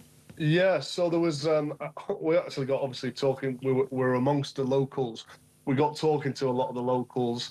We made good friends, particularly with one guy, a young boxing lad. And he was just, you know, it was one of the first things that he mentioned about the Catholics and the Protestants. So, you know, it was a big talking point. They were coming together and uniting, and there was different groups who were quite prevalent there. They were quite, you know, let's just say different sort of militant groups. That's probably the politest way I can put it. But was it scary being out on the streets? It wasn't scary, no. There was no violence sort of directed towards anyone really. So yeah, it was just apart more from the people who are living in the HMOs. Yeah, absolutely. Well, we did where we were. There was a few doors kicked off, but they were just kicking the doors off to build the bonfires. That's all. It wasn't actually the people living in the houses were actually, you know, they'd vacated. There was a story though overnight of a wonderful Irish woman who is friends with this couple who lived next door, an Asian couple, and she led them to safety and went out the front door with them going, they didn't do anything about that. And of course, that is absolutely spot on. And I've said this until I'm blue in the face as well. Mindless thugs don't do anybody any favours, but there is just a tipping point. And what's really interesting is politicians quite rightly will come out and say we don't like that, but I haven't seen our Prime Minister or Home Secretary. The low point of my overnight recce into all of this was the refugee service in Northern Ireland, who came and said it's very unfortunate that one man's illness, I think they were already saying he's mentally ill, would be that you judge all of these poor people who are escaping war-torn countries for a better life, and they give so much to our society. And if you're a sane human layperson, you look at that and go, sorry, what's this person provided for our society? Just like to behead somebody in the street. Christian, you're a good man. Are you back? Are you staying there tonight? Can we get you on the show again tomorrow? Yeah, we're going to go and have a wander around now and just assess the situation, see what the damage is. We'll get you some videos sent over, and we'll take it from there, really. Good man, very brave. Good man. Thank you very much indeed. Christian Drogan, our reporter, will be in Belfast tonight. Of course. Good morning. Gary from Scole in Norfolk. I believe Samara is right, but then I believe that everything that Samara says is right. This is what our government wants, and I think that this will play into Starmer and this government's same plan. They will suggest a curfew and then a lockdown. Yep. Oh, Christ, don't start me on lockdowns. We'll be here all year. And then the British public will unleash the hounds of hell. This this is the issue, that small amount of people, and I'm going to disagree with Christian a little bit. I think it was deeply violent last night. I know he was there, but going door to door, going door to door to HMOs, trying to find illegal migrants, setting houses on fire, setting cars on fire, you're ruining it for the rest of us. This is the issue here. Everything you say is now going to be discredited. We're all going to get bundled into one big conglomerate of horrible far-right people, and that is not the way to go about it. But I will say, and I'm not... Do you know me? All morning, quote me, I'm not defending it. I completely agree with everything you've just said. But even Farage last week saying, I feel rage, was accused of inciting. And You're at what right. point... And then the whole conversation turned towards Farage. But, of course, at what point do you, as a politician or a commentator, so let's call this out for what it is. This is a man coming from a culture that has no respect for women. I mean, you know the story yesterday? A teen girl was raped by 4 Afghan nationals, including a 16-year-old boy lured from a home in Somerset to Bristol in a cab, plied with drugs and vodka, and all 4 of them raped her, right? What about Rhiannon White? What about Rhiannon White? Exactly. Someone who, in a very, very similar fashion, was stabbed 23 times with a screwdriver by a HIV-positive Sudanese asylum seeker. I actually spoke to her mother. I don't know if we've got time to play a very short clip of her mother's words towards what happened to her daughter. Let's play it. Screenings and medical checks on arrival. I can't believe we don't already do that. No, they don't. And criminal checks, I mean, if you see when they go to the boat, there's medication for TB, etc., all left in the boats. That's shocking. And obviously, how many do we know that have got AIDS? Because we didn't know he had AIDS. No, we didn't. No. And also now it's a massive leech on our system. This murderer is now leeching off in prison our system to get all that medication. So you're right. Right. If you had a direct line to Keir Starmer, what would you actually say to him during that meeting? Again, he wouldn't like me, but give me firm answers. Stop squirming behind the scenes and avoiding what is happening to the people of your country. What he'd rather do is hide behind his door, act like there's some gracious God. He's a traitor to our country. He's a traitor to people, his own people. And I would firmly tell him that as well. Strong words. Rhiannon White, murdered by a migrant, as you said, stabbed 23 times with a screwdriver. Her mother talking to Samara. That's online right now. And I just...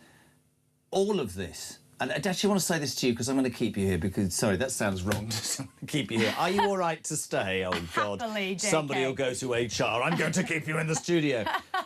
Held against my will. We were really? All right, go. Sorry, go. I won't tell you who, but somebody looked me full square in the face about a month ago and said, you know, white men rape women as well. Well, just as a woman, how do you answer that? That's not an excuse for allowing illegal migrants in who rape girls, is it? Oh, God, of course we've got our own issues in this country. Absolutely. But things like these ritualistic beheadings that are going on was not a normal British thing, or at least in medieval times it maybe happened. Yeah. But, I mean, we can't be importing the problem. The issue is, I think, the importation. It's like these people, the illegal migrants, probably shouldn't have been here in the first place. And when probably or definitely? When we look at the attacker from last night, he travelled through multiple safe countries and exploited a system that allowed him to go from Dublin into the UK because he knows how soft touch we are. Exactly. And I think that's where you can say, OK, well, he went through many safe countries. He was OK. Are you OK to stay? Yeah, absolutely. Well, I wouldn't want to hold you against your will. I found yesterday from Emma Webber that the killer of her son and the other me is in a high-security mental prison and he gets benefits still. Are you joking? No, he killed 3 people and he's getting about £1,000 a month. That's the United Kingdom for you. Almost 9 o'clock. Loads in the next hour. Nigel Adams, Sammy Wilson and Samara Gill, who's being allowed to stay here because she wants to. Back in 3.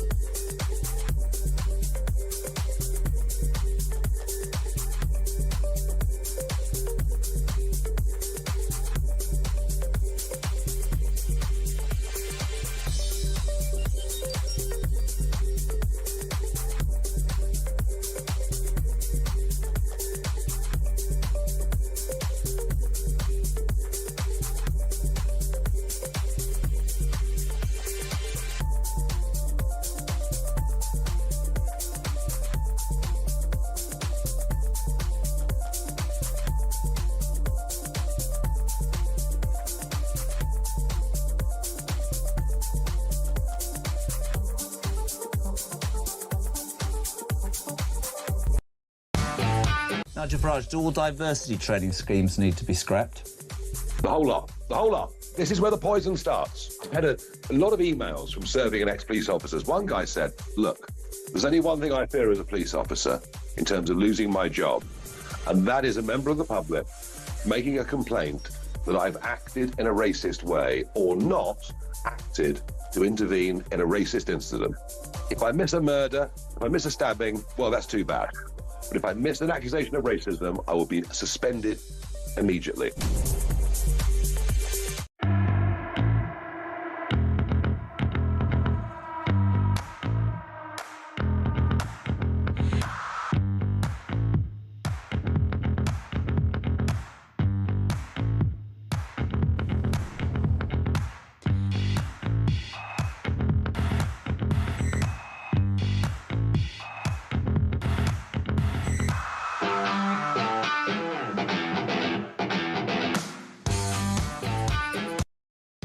Across the UK, on DAB+, on your smart speaker, on your smart TV, and on your side. This is Talk.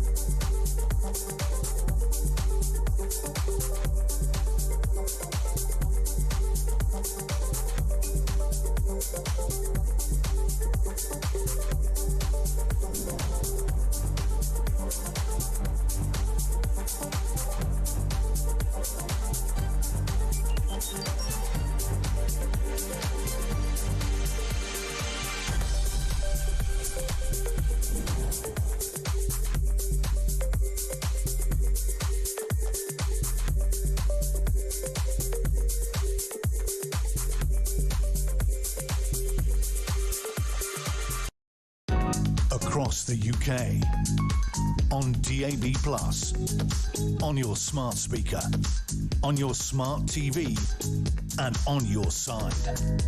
This is Talk.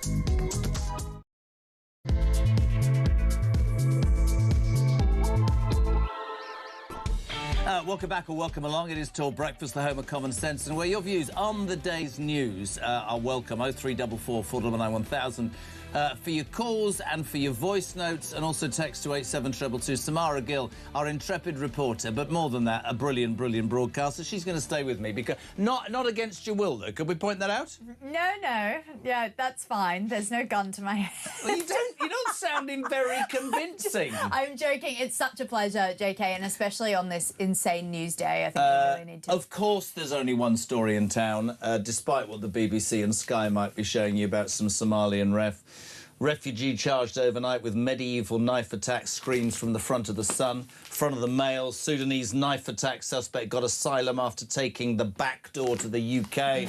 The front of the Sun, of course, evil in his eyes. A 30-year-old Sudanese man is due to appear in court today, so we have to be careful. But the pouring of outrage from the United Kingdom, which culminated in that footage of protests in Belfast last night, nobody here condones or likes what we saw, the setting fire of cars and buildings and ambulances and firefighters doing their best, people being fleeing from their homes.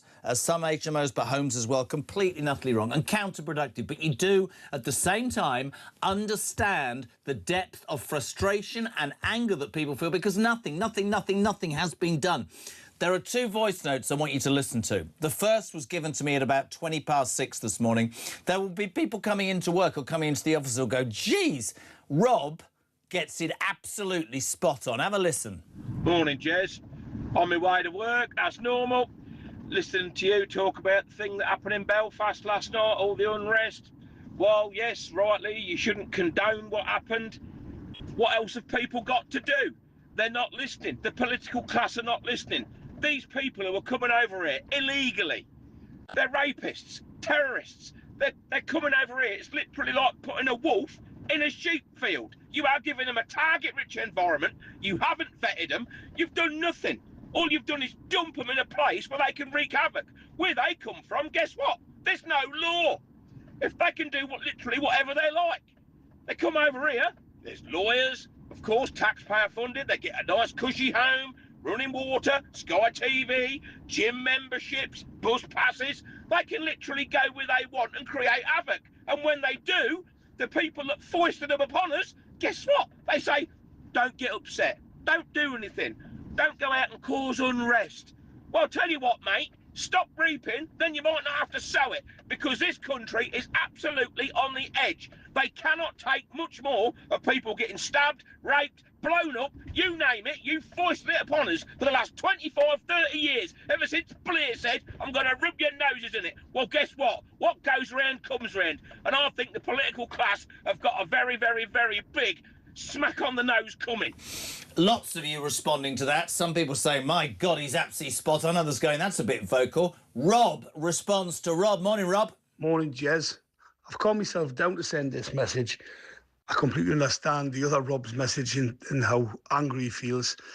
And I'd just like to say to people, if you have been unfortunate enough to see the footage of this nutcase trying to decapitate this young man, I'll just say this to you. Watch him and the way he climbs around the young man. Watch how he holds him down like a well-trained mixed martial art fighter, keeping him in position so he can do his deed. That wasn't his first rodeo, mate. That wasn't the first time he'd been violent like that. He couldn't care less. He even took the beating he had off the fellow who tried to stop him, and he carried on. Believe you me, the violence that these people can bring, not all of them, but too many of them, is a different level. And you saw that yesterday. He was like an old trained fighter, the way he went around his business. And lots of people call them fighting age men, and that's what they are. That's what they are. They come from places where there is no rules and regulations, where you could do that sort of thing and not even be arrested. And they've put them amongst us, and they'll still let them come, and they'll get them off a boat tomorrow, and they'll put them in HMOs and build up areas next to families. Think about what you have done. The people of Ireland have rose up. I'm not going to condone any violence, but I can understand it. What else can you do when the outcome is that they're just going to keep doing the same thing over and over again? It will become normal to see these things. I've started to worry about my own kids. I've got young girls. I've never had to warn them before about these strange men who look them up and down and follow them around the city centre. This is real, people. It's not a made-up idea that the far-righters they love to call we've come up with. This is everywhere, and it has to stop. And God bless that young man. I hope he pulls through. But so many more haven't. They've become our type of martyrs, and it's shameful. God bless everyone. Do you know what? Those two voice notes, there will be people in the mainstream media, maybe even people listening who go, oh, that's a bit extreme. It's not. Those are two heartfelt messages from hard-working alarm clock Brit. Yeah, absolutely. And of course, not all illegal migrants are rapists, murderers, and... He said that. Well, the other Rob did. But anyway, it doesn't matter. I think you're right. It's a very impassioned and vocal statement from the people who have been ignored by the political class for years. And, you know, it's interesting, the second Rob focuses on, of course, I mean, Stephen Ogilvy, who is actually the victim in this situation. He was a vulnerable man, they're describing him now as. They're saying that he had hearing issues and he was sort of disabled and he couldn't have even heard the attacker approaching. So my thoughts and prayers are with him as well. This innocent guy who was seemingly allegedly had an attempted beheading done on him in a suburban street. He was well liked by the community. He was looked after by his neighbours. And these are the people that are put on the front lines of the illegal migrant crisis. It's a lot of the time the working class. They stuff these neighbourhoods with the HMOs, with the migrant hotels, because they know that the working class, if they are vocal, they can slam them as far right or, right wing or extremist. They know that even if they do stick up for themselves, they can actually get away with it. Couldn't agree more. Let's go to the former Deputy Speaker of the House of Commons, a man known for his sense, but I know he'll have palpable anger as well this morning. Nigel Evans, Samara and I are here. When I started, Nige, 3 hours ago, I wanted to be honest, and I've always tried to do this show in that way. There is no way anybody here, myself at the top of the tree, condones what I saw in Belfast last night. But it is about time, my friend, that politicians realise that platitudes are no longer going to suffice, because we will see more of last night unless we see leadership and conviction and change, because I believe we've reached boiling point. What are your thoughts on what you saw last night, Nigel, and the outcome? Yeah, I'll agree with you immediately that the violence on the streets of Belfast is not the right response to the attempted beheading of this innocent man. Having said that, what is the government's response, Jeremy? It is to attack Elon Musk. It is to attack Rupert Lowe. It is to attack anybody who wants to talk about it. I listened to Hilary Benn, the Secretary of State for Northern Ireland, when he was asked by Jim Allister, a Northern Ireland politician who referred to people coming into his country with an alien culture. And he was rebuked by Hilary Benn, who didn't seem to understand what he was talking about. Well, anybody coming into our country who decides to behead somebody, that is an alien culture, quite clearly. So I think the government are attacking the wrong people. What people want to see is answers to this particular issue, and they want action. They want to see action. They don't. Do you realise, Jeremy, that I looked it up, that there are 6,000 people from Sudan who arrived into the United Kingdom last year and are allowed to remain. We want to know why it is that a man could come all the way from Sudan, through France, through Ireland, and then we know once you're in Ireland, you're able to get into Northern Ireland because of the common travel area.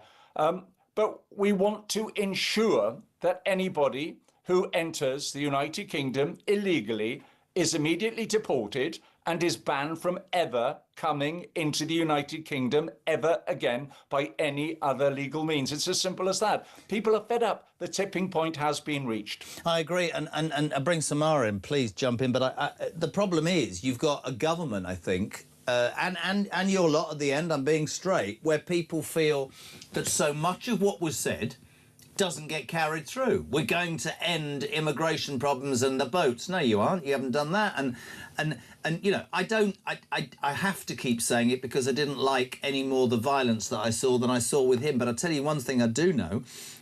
It was something last night to imagine, Nigel, as we were saying earlier, that the Protestants and the Catholics were joined harmoniously saying this has to end. And you're right, we need conviction, don't we, Samara? We need a politician to stand up. Where's Mahmood? Where's Starmer? It's just not happened. And with that, then people will do things that, in hindsight, I'm sure they will regret, and quite rightly they should regret it. And we'll read lots, won't we, in the next few days about how the perpetrators of that violence have been brought to custody and they've been dealt with. But we won't perhaps hear about how this government is going to rid this country of this issue. We've been too long, in my opinion, too scared to face up to the truth, because we're going to be accused of...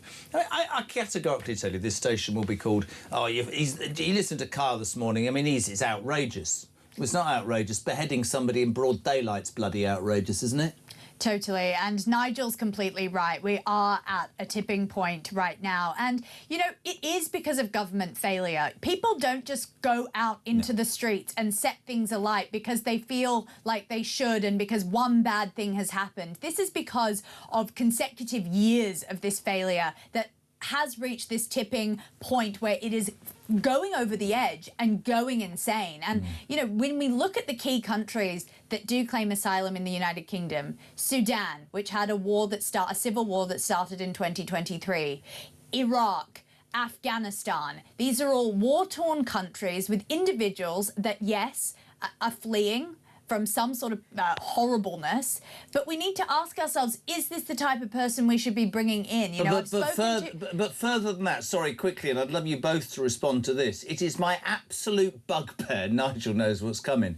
If I am escaping a war-torn country, the first bloody country I get to where there are not bombs raining down on my head, and by the way, I'd bring my wife and kids, maybe I'm old-fashioned, I'm going to stop. But they don't stop. He passed through 7 war-torn countries to come to good old Blighty because we're as soft as whatever and we give so much more. Isn't that right, Nige? Why not stop in the first country that there aren't bombs raining down on your head? Yeah, and that's one of the answers I think that people will want to know. Why is it that when the person arrived in France, they didn't claim asylum there? No. Why is it that they were then allowed to go from France into Ireland? If I was the Irish government, I wanted some answers there too. And we know once you're in Ireland, you're able to get on a bus, get on a train and go into Northern Ireland. We know they call it the Irish route. It's even got a name. And I know that the government would wish us not to talk about it, but you're quite right, it is the only thing that people are talking about. Why would they wish us not to talk about it? Because they haven't got any answers or they can't be bothered to They haven't got any answers, they're completely embarrassed and they're in the wrong. That's why they would love everything to be done through the funnel of the BBC so it could all be cleansed and thank goodness for places like Talk where at least ordinary people have now got a voice where they've not had a voice before, and that is where the anger is.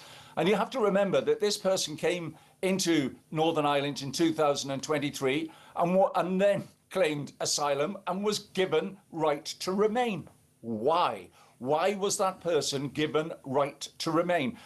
We need answers, and I think it was done when Suella was Home Secretary, so she really has got to come and answer why it is that Robert the system Jenrick was also allowed Immigration this Minister person at to the remain. time. They should have been removed from the soil of the United Kingdom. Couldn't agree more. Sorry, you were just saying Jenrick was Immigration Minister at the time, I believe, as well, which is it's going to create some backlash. It's definitely had some issues online. But will this, it will be interesting when we do a bit of an investigation into more of this. But Nigel's right. It's a lot of failure on a lot of different steps of this journey. And I think you can look at, guys, failure on different steps. We were looking, I had Emma Webber on, Barnaby Webber's mother, on the show yesterday, and they were talking about a litany of mistakes made by several agencies. We seem to have reached a point, certainly with illegal migration and even legal migration, where it's so developed, there's so many different facets that you end up thinking, what is our policy? What is our plan? Why hasn't Nigel Farage, Rupert Lowe, we'll say that, have stood up and said that multiculturalism has failed? You might be surprised at this, Nigel. Samara, I don't think you would be. I think that anybody can come to this country. As long as you embrace our language, our traditions, our values, you work hard, you pay tax, you build a business, I'm delighted to have you here, right? Delighted. But rather than open your borders to con people to say we're going to have doctors and we're going to have scientists, when actually all you're doing is importing people of which you know nothing about to fill jobs that, here I'm on my hobby horse now, at least 2 million of the feckless, lazy ones that are sat on their backsides doing nothing could be made to do, you're asking for trouble. And it's a bit like whether you go to school, you get a job, you're vetted, aren't you? Even, well, not if you're going to be the US ambassador, that's another story altogether. But I must say it's astonishing to me that politicians of the last however many years, Nigel, have thought that it's OK to just take a punt on anybody and everybody coming here. We've ticked the box, we'll have all the jobs filled. You are putting with respect, and I know a lot of people will say this is over the top, you are putting certain members of your population in danger. Yep, without a shadow of a doubt. And the government, I'm going to Prime Minister's questions later today, and I do hope that Kemi Badenoch goes on this on her 6 questions, because we do need really some big answers to this. And the government, as I said, would prefer to close it all down. They would prefer Elon Musk never to comment on this. It's because he's got a reach. And the reason why he's got, I think it's 24 million followers, is because he is speaking on the issues that the ordinary person really cares deeply about and feels they haven't got a voice. And that's what it's all about. They feel as if nobody is listening to them. So I'm really pleased that we are talking about this issue today. We need answers and we need action from the government. Why is it that we are still part of the ECHR when they know that that is the block for us, preventing us from sending illegal immigrants back away from this country to a third country? It's what the United States of America are doing themselves. They're using third countries to process illegal immigrants. There is a legal way. You're quite right. We always have welcomed legal migration into the United Kingdom, and those who are genuine asylum seekers, there are routes for them to take. But anybody who enters the United Kingdom illegally ought to be barred from, they should be deported and barred from ever coming into the United Kingdom ever again.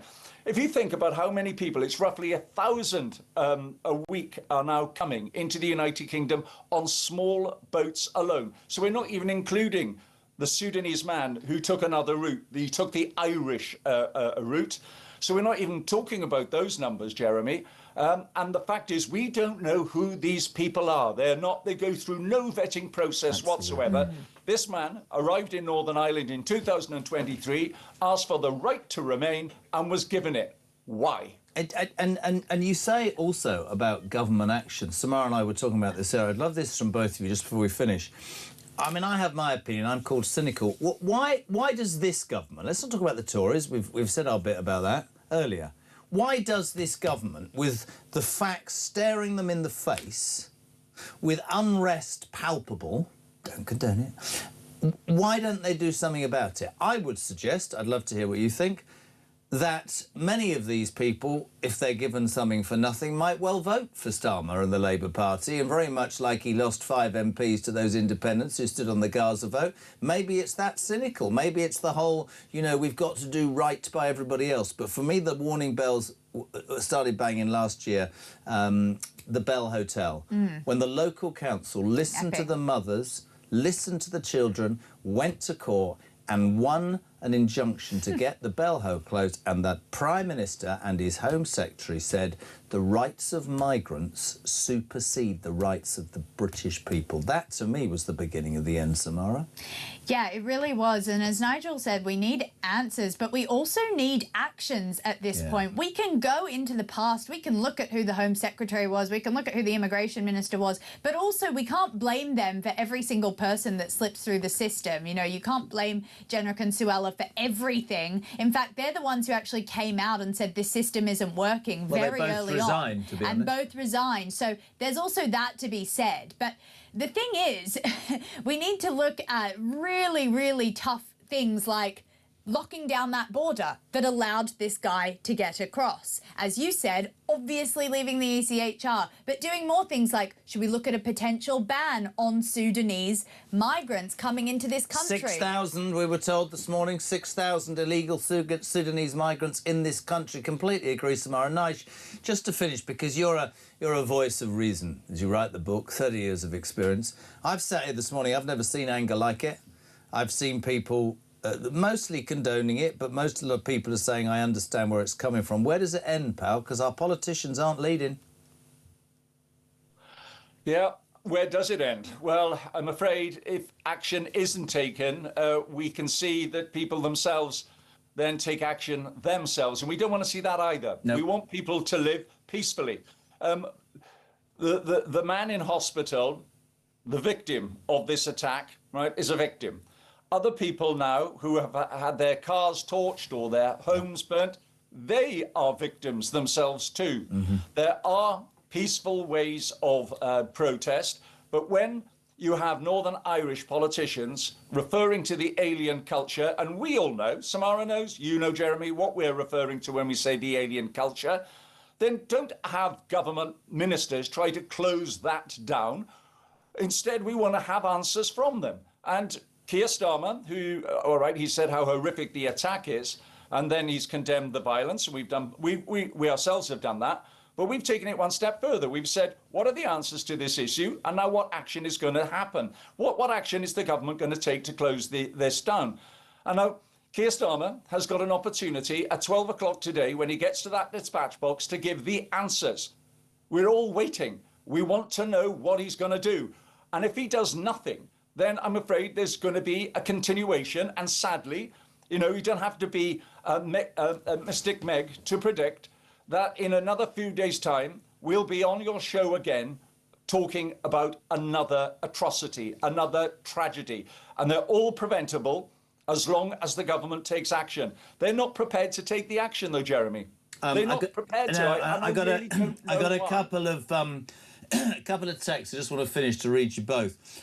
This from Scott in North Lancashire. He says, instead of appealing to the public not to react angrily to violent outbursts, why don't our bloody politicians address the cause and appeal to migrants not to stop coming here to assault, steal, rape and rob their constituents? And this is also another one from Bernie. He says, Jez, say it as it is. The government gives more to migrants than they give to the British population. And I feel that many of us feel that enough is enough. I feel like our government is not safeguarding our citizens. And that is why you will end up with citizens, and I don't have to agree with it, he says, trying to defend their own rights and their own families and their own well-being. Sum it up, Samara. Sum it up, my goodness. It seems like there has to be some sort of change here. We've had a budget of total austerity. The main thing is really that the economy is terrible. Even when you look at those videos of the streets in total peril and then things being burnt down, you can see that it's a much wider issue than just immigration. But I'll echo the sentiment of Nigel. We need action. And if the government's not going to give us action, then yeah, you're right. It's not fair to anyone in this situation that is put through this if something isn't done. But I don't know if Starmer's words today, looking forward to the PMQs, are going to be anything like that. Absolutely. With Julia from 12 o'clock. Nigel, final word from you, and we thank you for joining us. Have you known it this bad? Seriously? No, I haven't. And unless we see action, I don't want the government to tell me and people like me to stop getting angry, because that is a natural reaction to what we have seen on the streets of Belfast. Of course, people are going to get angry, and Starmer has the opportunity at 12 o'clock today to tell us what he's going to do. And if he's not going to do anything, then just expect the British public to get angrier and angrier and angrier, because I'm as angry as I've ever been.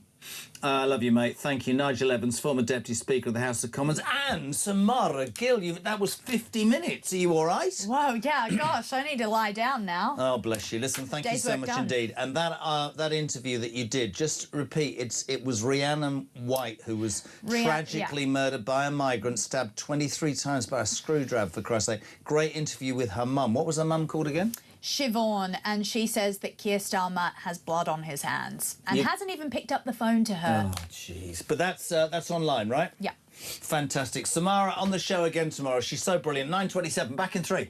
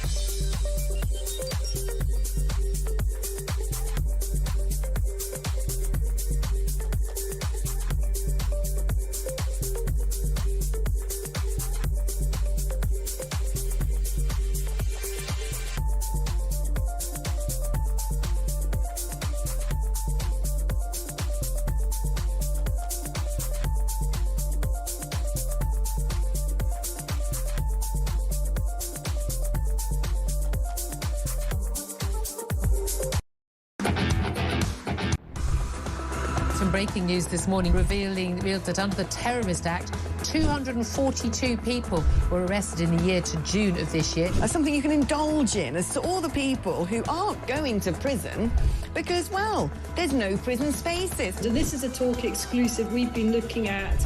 I said, you take these cuffs off me and speak to me like a human being rather than a common criminal. You're just left wondering, does these people who lead us actually hate Britain? Yeah. Do they not love our country and everything that we've stood for?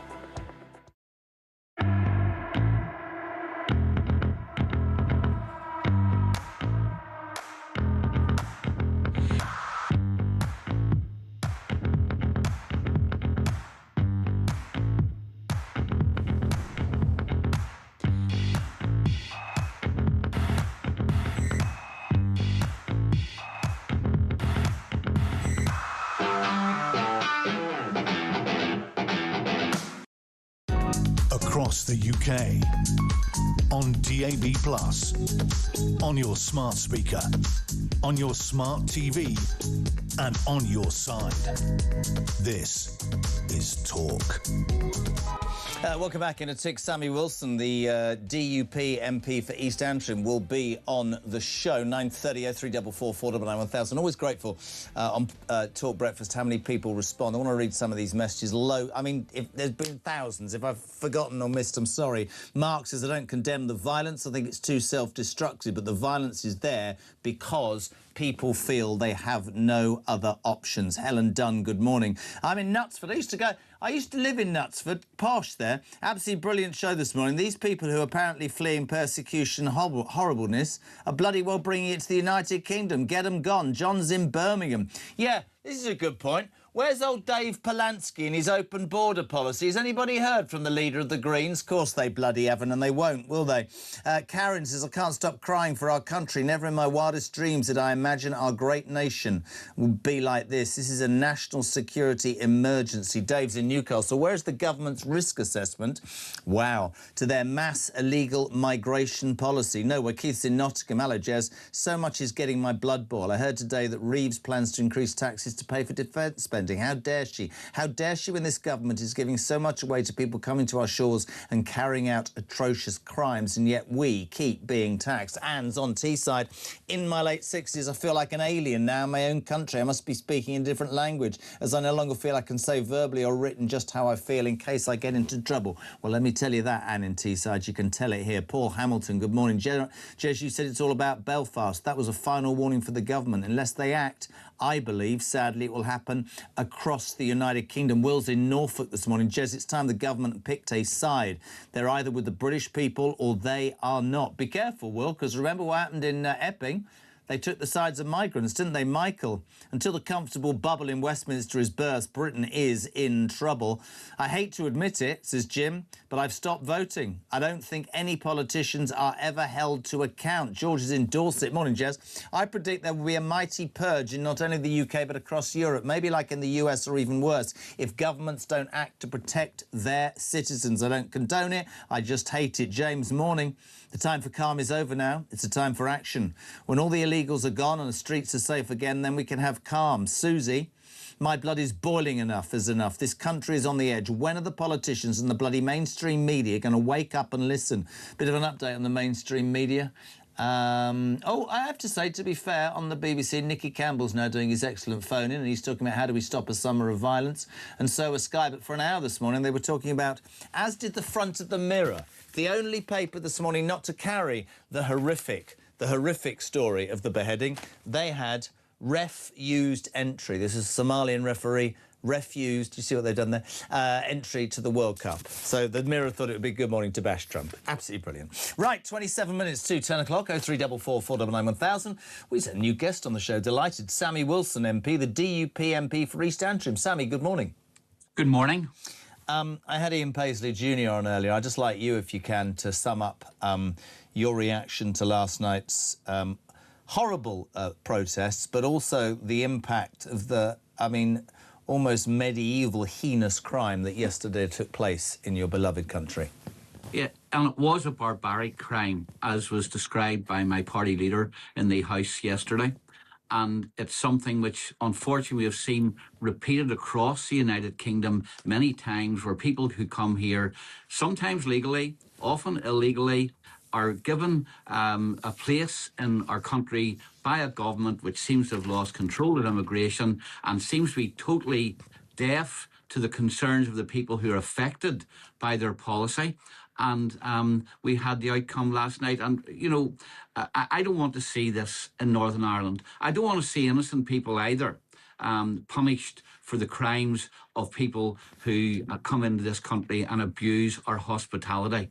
But isn't it significant that it has taken this kind of issue and this kind of reaction to get a debate amongst some of the politicians here at Westminster about a policy which they should have dealt with a long time ago? That is the invasion of our country by people who come here to abuse us and who come here illegally. Sammy, it's really interesting. I started at 6 o'clock and I made a point almost in every link to say the same thing, that I in no way would ever condone the footage that I saw last night with bricks thrown and cars and buildings set on fire. I will never, ever condone that. But you talked some quite interesting things that you said there. You talked about an invasion. I mean, I think somebody to do with reform used that phrase a year ago and was branded the most far-right racist in the world. You talked about the hospitality we give out. I think we all know now that one of the reasons that so many migrants come to this country, and this guy, yes, he was fleeing Sudan, but he went through 7 safe countries, Sammy, which tells me absolutely that if you give away as much as we do, people will come here. But the tipping point for me is that the British people may be under more pressure than they've ever felt they could be. Cost of living crisis, food, energy, bills, crime on the streets, no police, unsecure borders are suddenly going, well, hold on a minute, I try and do my life correctly and I feel it's just unfair. And then they see unvetted men, and the left don't like this, but it's true, being allowed into our country willy-nilly, and in this case through the Republic of Ireland, through that corridor on a bus, who come with no desire to integrate, to learn the language, to abide by our rules, and in fact, the mentality, and I'm sure at some point today somebody's going to tell me he's got mental problems, right? But if you come from a country where abuse or violence is part of it, what the hell are we expecting? And more importantly, what the hell are our politicians putting us through? That's why people are frustrated. And that's why, and we've used the word all morning, buddy, platitudes aren't going to work anymore. No longer. No, they're not. They're not. And you know, I heard an interview on another programme this morning where the person being interviewed indicated that, first of all, there was a disproportionate number of immigrants who come from Sudan, Somalia, Afghanistan, Syria and other places like that, who had come from war-torn countries and who were, in proportionate terms, charged and convicted of violent crimes much more heavily than other groups. And he was suggesting that one of the criteria that we ought to be using now when we look at people applying for asylum in our country is the national security impact that it might have. If they're coming from countries where they've been traumatised like this or whatever, are they going to represent more of a danger to people in the United Kingdom? But I think that the real answer is this, that if someone applies for asylum in this country and they've come through 1, 2 or 7 safe countries, then automatically they should be refused. I couldn't agree more. I said it earlier. I don't know if you heard. If I was living in a country with my wife and children and we were being bombed, there's 3 things I'd do. One is I'd take my kids and my wife with me, Sammy. You might find that surprising, but that's a fact because these are all single men, despite what Darren Jones might lie to us about. Secondly, you nailed it. The first country I got to that hasn't in conflict and there are not bombs raining down on my head, I'd stay there. The fact of the matter is, and the French are palpable in this, they allowed this man to get in. I can't... If you are offered, and people always laugh at me when I say this, if you're offered a tent on a beach in France or a 4-star hotel, a mobile phone and a credit card in England, what the hell are you going to do? Our softness is responsible as well, my friend. And Jeremy, you mentioned the French. I was on a delegation to France with one of the parliamentary committees I'm on not so long ago. We met some French politicians, and it was totally unrelated to immigration. But I happened to challenge them and say, look, we pay you hundreds of millions of pounds every year to deal with these people who are queuing up to come into this country, and yet you appear to be doing nothing. And their answer to me was this: well, why don't you stop your country becoming a magnet? Because these people cause problems around Cali as well, with the camps, and people are afraid to go out at night, etc. We don't want them queuing up at Cali to get into Well, get Britain. them thrown out of your country then, and don't take our bloody money. And well, the two things, I said to them, yes, don't let them stay. But secondly, we have to stop being a magnet to these people. And you're quite right. Why have they passed through all these safe countries? In fact, you know, the man in question passed through the Irish Republic. Yeah. And was able to come into Northern Ireland, and he could have gone on into Great Britain as well, of course, using the common travel area, and we do nothing to stop them. Here's the irony of this, of course. When after the Rwanda deal was done and many immigrants feared that they were going to be kicked out of the United Kingdom, they moved from GB into Northern Ireland and into the Irish Republic. What did the Irish Republic do? They started putting checks on the border to make sure that we didn't allow people to move from the United Kingdom into the Irish Republic. Have we done the same? I doubt we haven't. And one of the reasons, I think, for this is that this government does not want to upset the European Union by putting on those kinds of checks. So someone like that can come through the Republic, get into Northern Ireland, and then claim asylum. And, I think that there are three things that need to be done. First of all, the government needs to make it clear to the government in the Irish Republic, we're not going to tolerate you exporting the illegal immigrants who come into your country, into our country. Secondly, we're going to put checks on. And thirdly, if people do come via that route, they will not, under any circumstances, be granted asylum in this country. Couldn't agree more. Do you think it is a tipping point? Do you think, Sammy, I mean, there's been no proof that governments will listen. Do you think that will fundamentally change or not? No, I suspect it for a whole lot of reasons.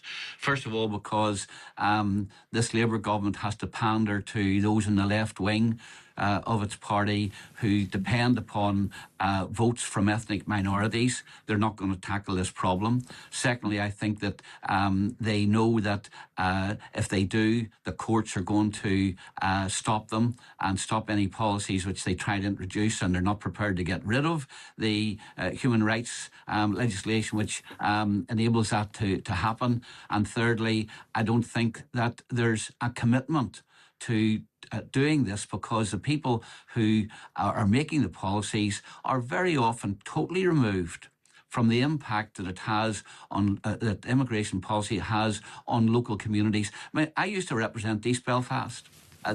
When I was looking at the footage this morning there, I recognised all of those streets. I tramped those streets for years. I worked with community associations in them, with housing associations in them. I know how those areas have changed and the impact that that has had on the local population. And yet it seems that the people who make the policies which have brought those changes about don't seem to have even an idea about the tensions which that has caused. An absolute pleasure to have you on this morning, my friend. Genuinely mean that. We thank you for your time. And Ian Paisley, DUMP for East Antrim, Northern Ireland. Sammy Wilson, thank you for joining us on Talk Breakfast. 18 minutes to 10. Loads and loads of messages to do them after this break. Morning, Dale. Hi, Jeremy. Dale here from Stenning. Great show. How have we got to this point where more and more things are happening, but the things that are happening are getting worse and worse each time? Somebody who's come over to this country and has tried to behead one of our own. Shut the borders. Just shut the borders. What is our Prime Minister doing? All he's come out and said is that he's sickened by what's happened. That's all he said.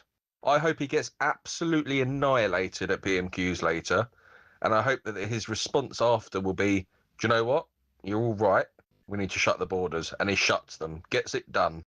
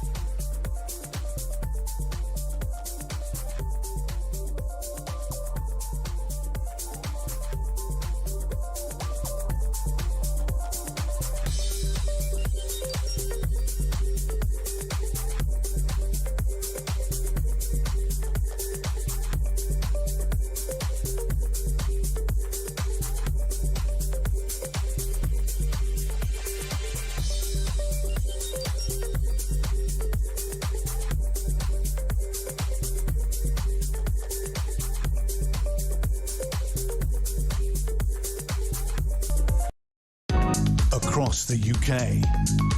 On DAB+, on your smart speaker, on your smart TV, and on your side. This is Talk. Yeah, give them a listen. Sounding great on Drive. Kev from 4 o'clock this afternoon. Call us at 10. We're live across the UK. This is Talk Breakfast. Extraordinary response today. Thank you so much indeed to everybody and to the team. They've done a brilliant, brilliant job. Jason Bell, I can't write what I really want to say. Action is needed from my government, and it's needed right now. Steve, good morning. The people are finally waking up, and they are sick of this government playing Russian roulette with our lives and our country. Talk. When the BLM riots happened, we were told it was justifiable and righteous expression of the anger of that community. Can somebody please explain the difference? I'm not doing that now. Jeremy, the elite in Parliament and whoever runs this country don't have to live with these migrants. They live in no fear. They don't care. They don't have to deal with the situation. Rob's in Rochdale. When will the government or any future government act on the illegal migrant issue before the British Isles becomes a war zone? That's what we're saying. Laura's in Nottingham. Anyone unvetted entering the country should be detained in an army barracks type accommodation, not allowed to walk freely around our cities. John's in London. Jez, Peter Bleckley is so right. We need to see mass deportations and all foreign criminals kicked out of the United Kingdom. Robbie, the BBC longest on-air story this morning is a mini-mart selling illegal vapes and a dodgy TV somewhere in London. That sums it up. Was in Walsall. Morning, JK. Great show. Government has dived into an ocean not realising how deep they are in. They can't see through the murky waters with no way out. This country's about to implode. Jez, how many tipping points have we had now? This Eustace government will do nothing, says Suze. Jane Knock, I hate violence, but no one listens ever. We are at a tipping point. It's all we have left. I'm a 74-year-old widow. I feel unsafe. Staying silent says it all for me. Dave from Pontefract, what is wrong with putting illegal immigrants straight on a plane back to the country of their origin? They are here illegally, for Christ's sake. Instead, we house them, give them benefits, and they're better off than the man that gets his arse out of bed and goes to earn a living. It's going to get worse, not better. Good morning to Matt in Grimsby.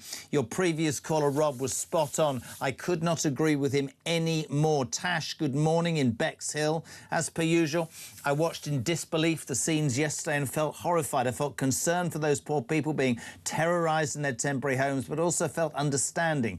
Politicians haven't got a bloody clue. You see the attitude of our police? I blame politics, the constant breaking of our borders. It's sad because I have fears about where we are going to end up. Let's go to Kim Kelly, commentator and newsreader on You 105 in Belfast. Kim, welcome to Talk Breakfast. How are you?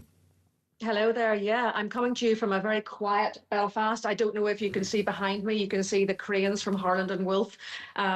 It's a very quiet city that I woke up to today. I stepped outside my front door and I could smell smoke.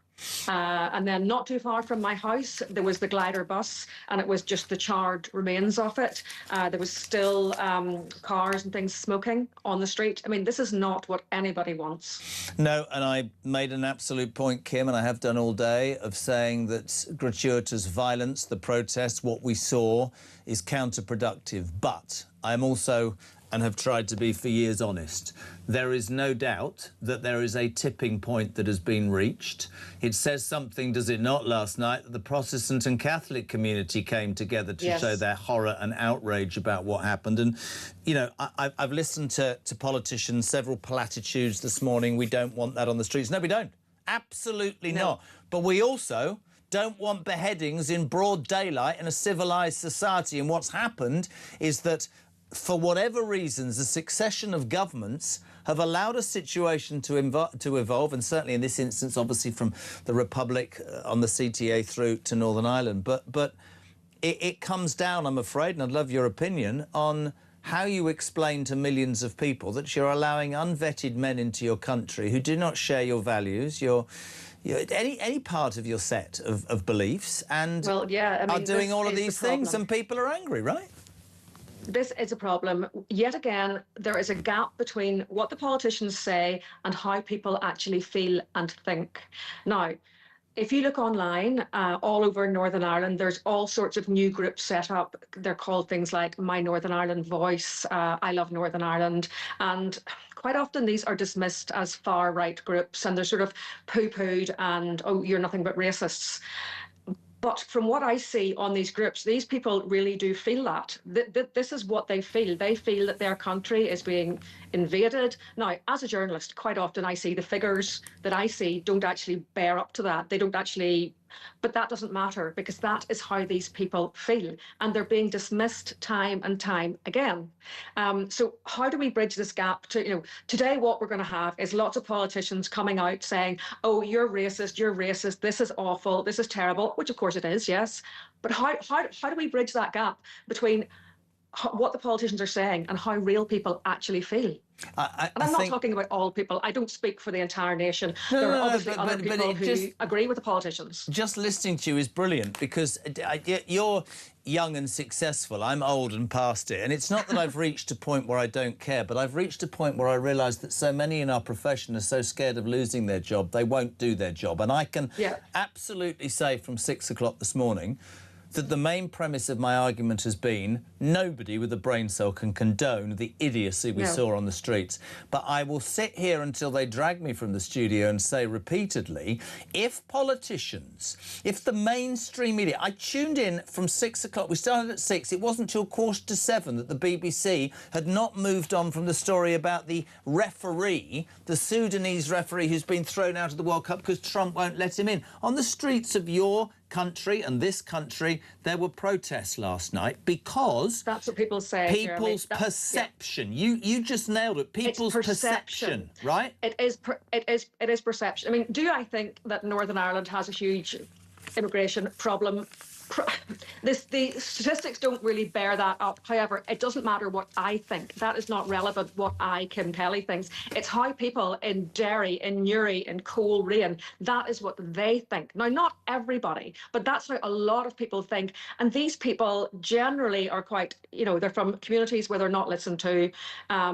And we're continuing to not listen to them. Now, somebody said to me on another show, but what would listening to them sound like? And I'm like, I don't know. That's for the politicians. I am not one. You were asked what it would be one. Sorry, but somebody has to do something. You were asked on another show what it would look like for politicians to listen to people. Well, let's have some conviction where our leader addresses the nation, acknowledges we've got a problem.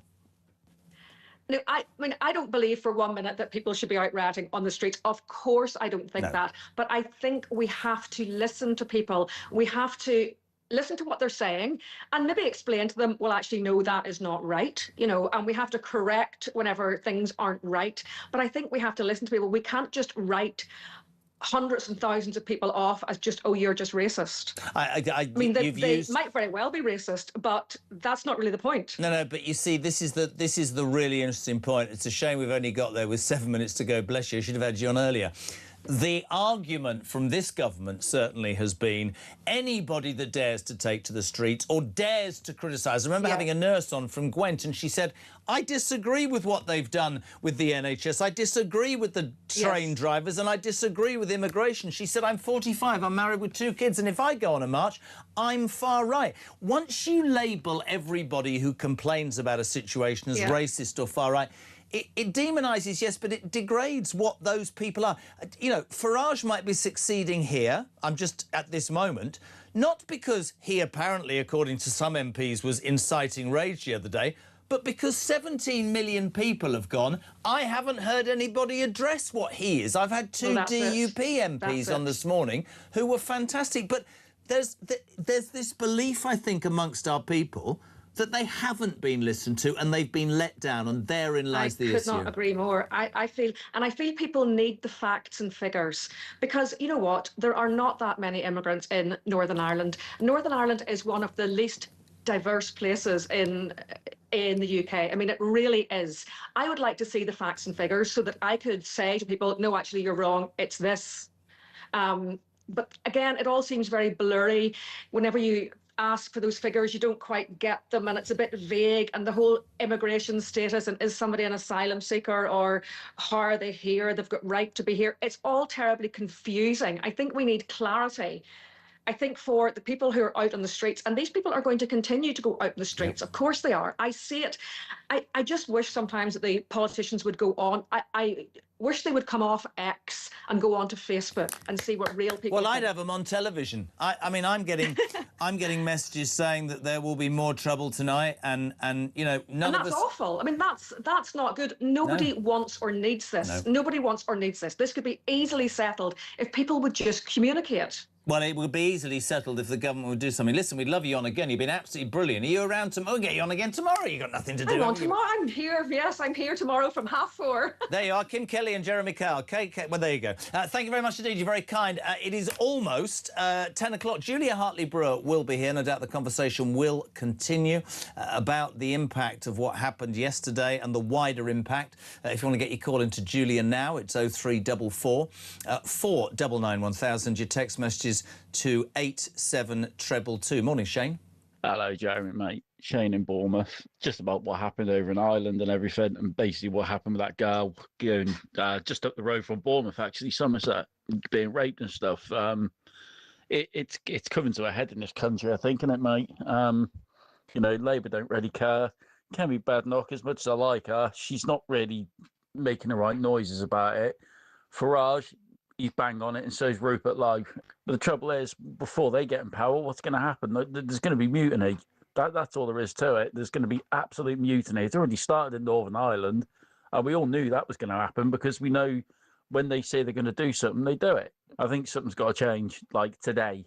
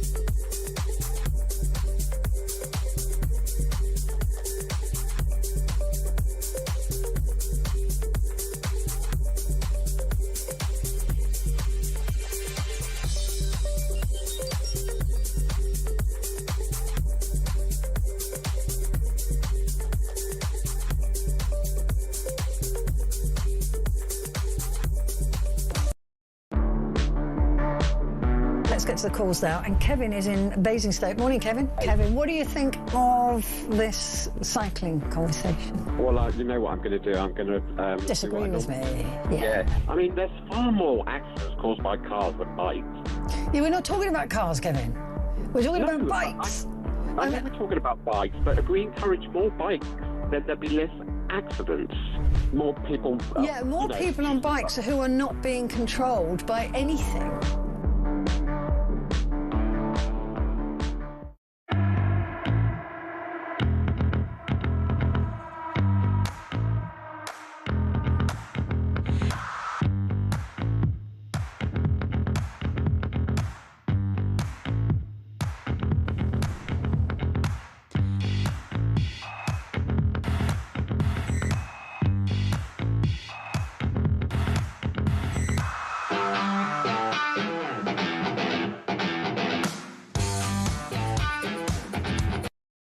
Across the UK, on DAB+, on YouTube, on your mobile, and on your side. This is Talk.